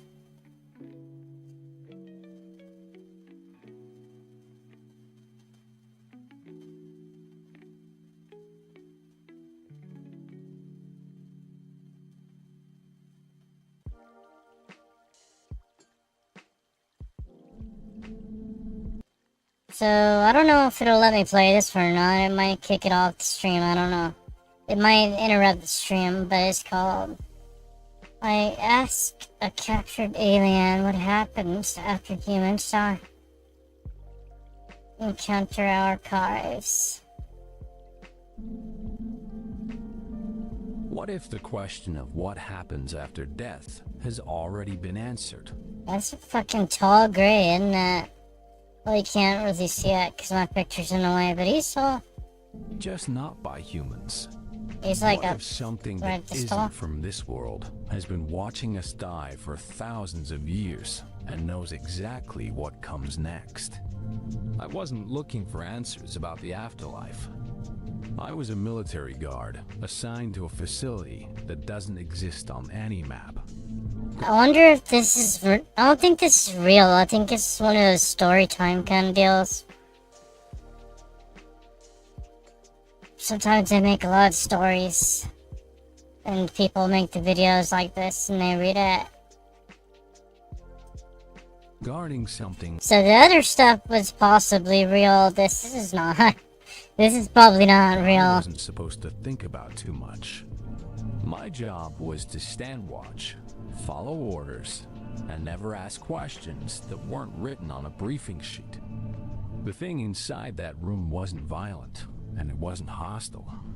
It didn't Yeah, this is definitely fake. This is literally like an alien from the Aliens movies. The xenomorphs or whatever. That's pretty much a xenomorph. scream or threaten or try to escape. It just waited, calm, patient, like it knew time worked differently for it than it did for us. Before every shift, we were given the same warning. Do not ask it about God. Do not ask it about death. Most people followed that rule, not because they were afraid of punishment, but because something about the subject made the air feel heavier. I didn't follow that rule. And when I finally asked the captured alien what happens after humans die, the room went quiet in a way I still can't explain. That's kind of eerie if it just stood there like that, staring you down. I'd probably just be like, okay, you know, and start walking backwards and leave. The answer it gave didn't mock religion or deny the soul. In fact, parts of it lined up disturbingly well with the Bible, while other parts challenged everything I thought I understood. What it told me about the human soul about judgment, and about what continues after the body stops breathing is the reason these recordings were sealed. And it's the reason I was reassigned without explanation. Before we go any further, if you enjoy carefully told stories about military... Oh, come on. He's definitely asking for likes or some kind of subscriptions or something.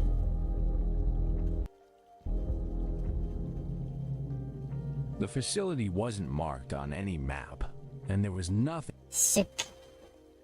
Security? above ground that would make you look twice. No flags, no signs, no guard towers. Just a stretch of reinforced concrete half buried into the landscape. The kind of structure you'd assume was a storage depot or a maintenance site. You didn't arrive there by accident. You were escorted, cleared, and escorted again. Phones were surrendered before you ever reached the main elevator. And once the doors closed, there was no signal, no sense of direction, and no way to tell how far down you were going. The descent felt long. This picture kind of reminds me of some of the bases that were over in Vegas. Over by Area 51. Archuleta Mesa kind of stuff. Your ears popped once, then again, and by the time the doors opened, you had the quiet realization that daylight was no longer a concept that mattered. Down there, everything was built directly into solid rock. The walls weren't painted. They were sealed. Thick, uneven stone reinforced with steel panels that looked more functional than polished. There were no insignias anywhere. No flags, no unit patches, no motivational posters. Even the clocks were missing. Time was tracked by shift rotations and nothing else. The air carried a constant low hum, not loud enough to notice at first, but impossible to ignore once you did. It came from the generators, the ventilation systems, and something else you couldn't quite identify. It wasn't unpleasant, but it made silence feel artificial, like the place itself didn't want to be completely quiet. Guard rotations were unusually short. Officially, it was... This totally reminds me of the Aliens movie, whenever they go there and they're eating all that slop. It's like that. All they need is, what's-your-face to come in. It's chalked up to protocol. Unofficially, everyone knew the real reason.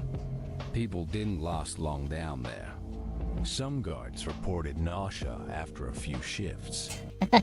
Nausea. Others couldn't sleep, even when they went home. A few developed headaches that wouldn't go away.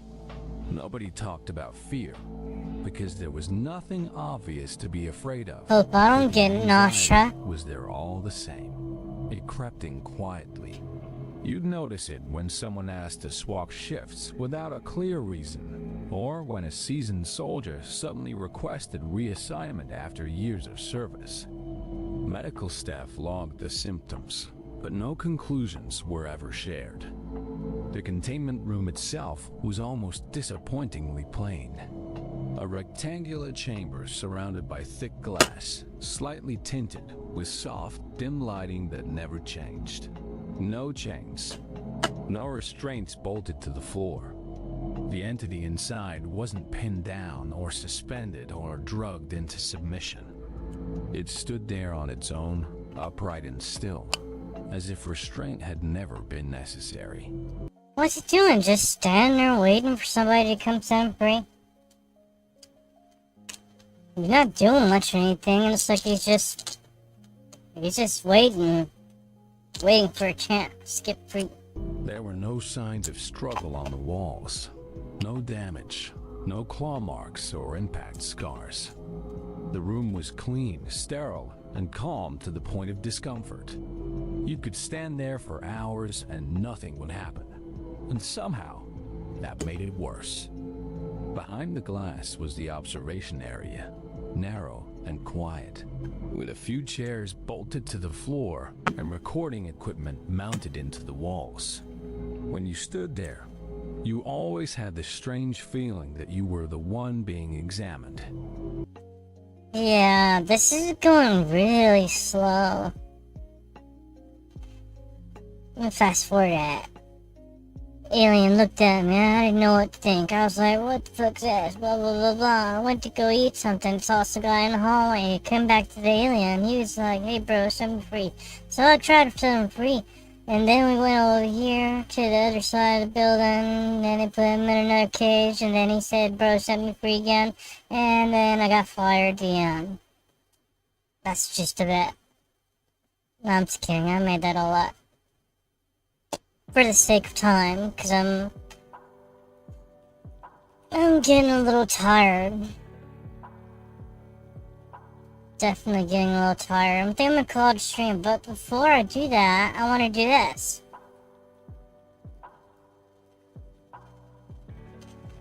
Hold up. I want to do this.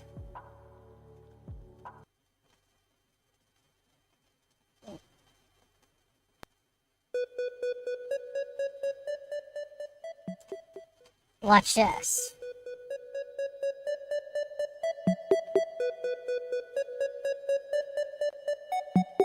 Yo, how cool do I look with my glasses? I'm leaning on it. Got the lean going.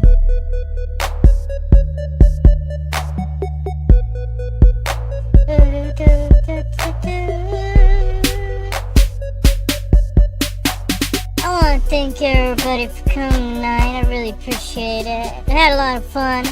We learned some stuff today. We learned a lot of cool stuff. But sadly, all things come to an end. And it's kind of about that time for me to relax and chill for the night. Hope everyone out there has a good night. I appreciate you.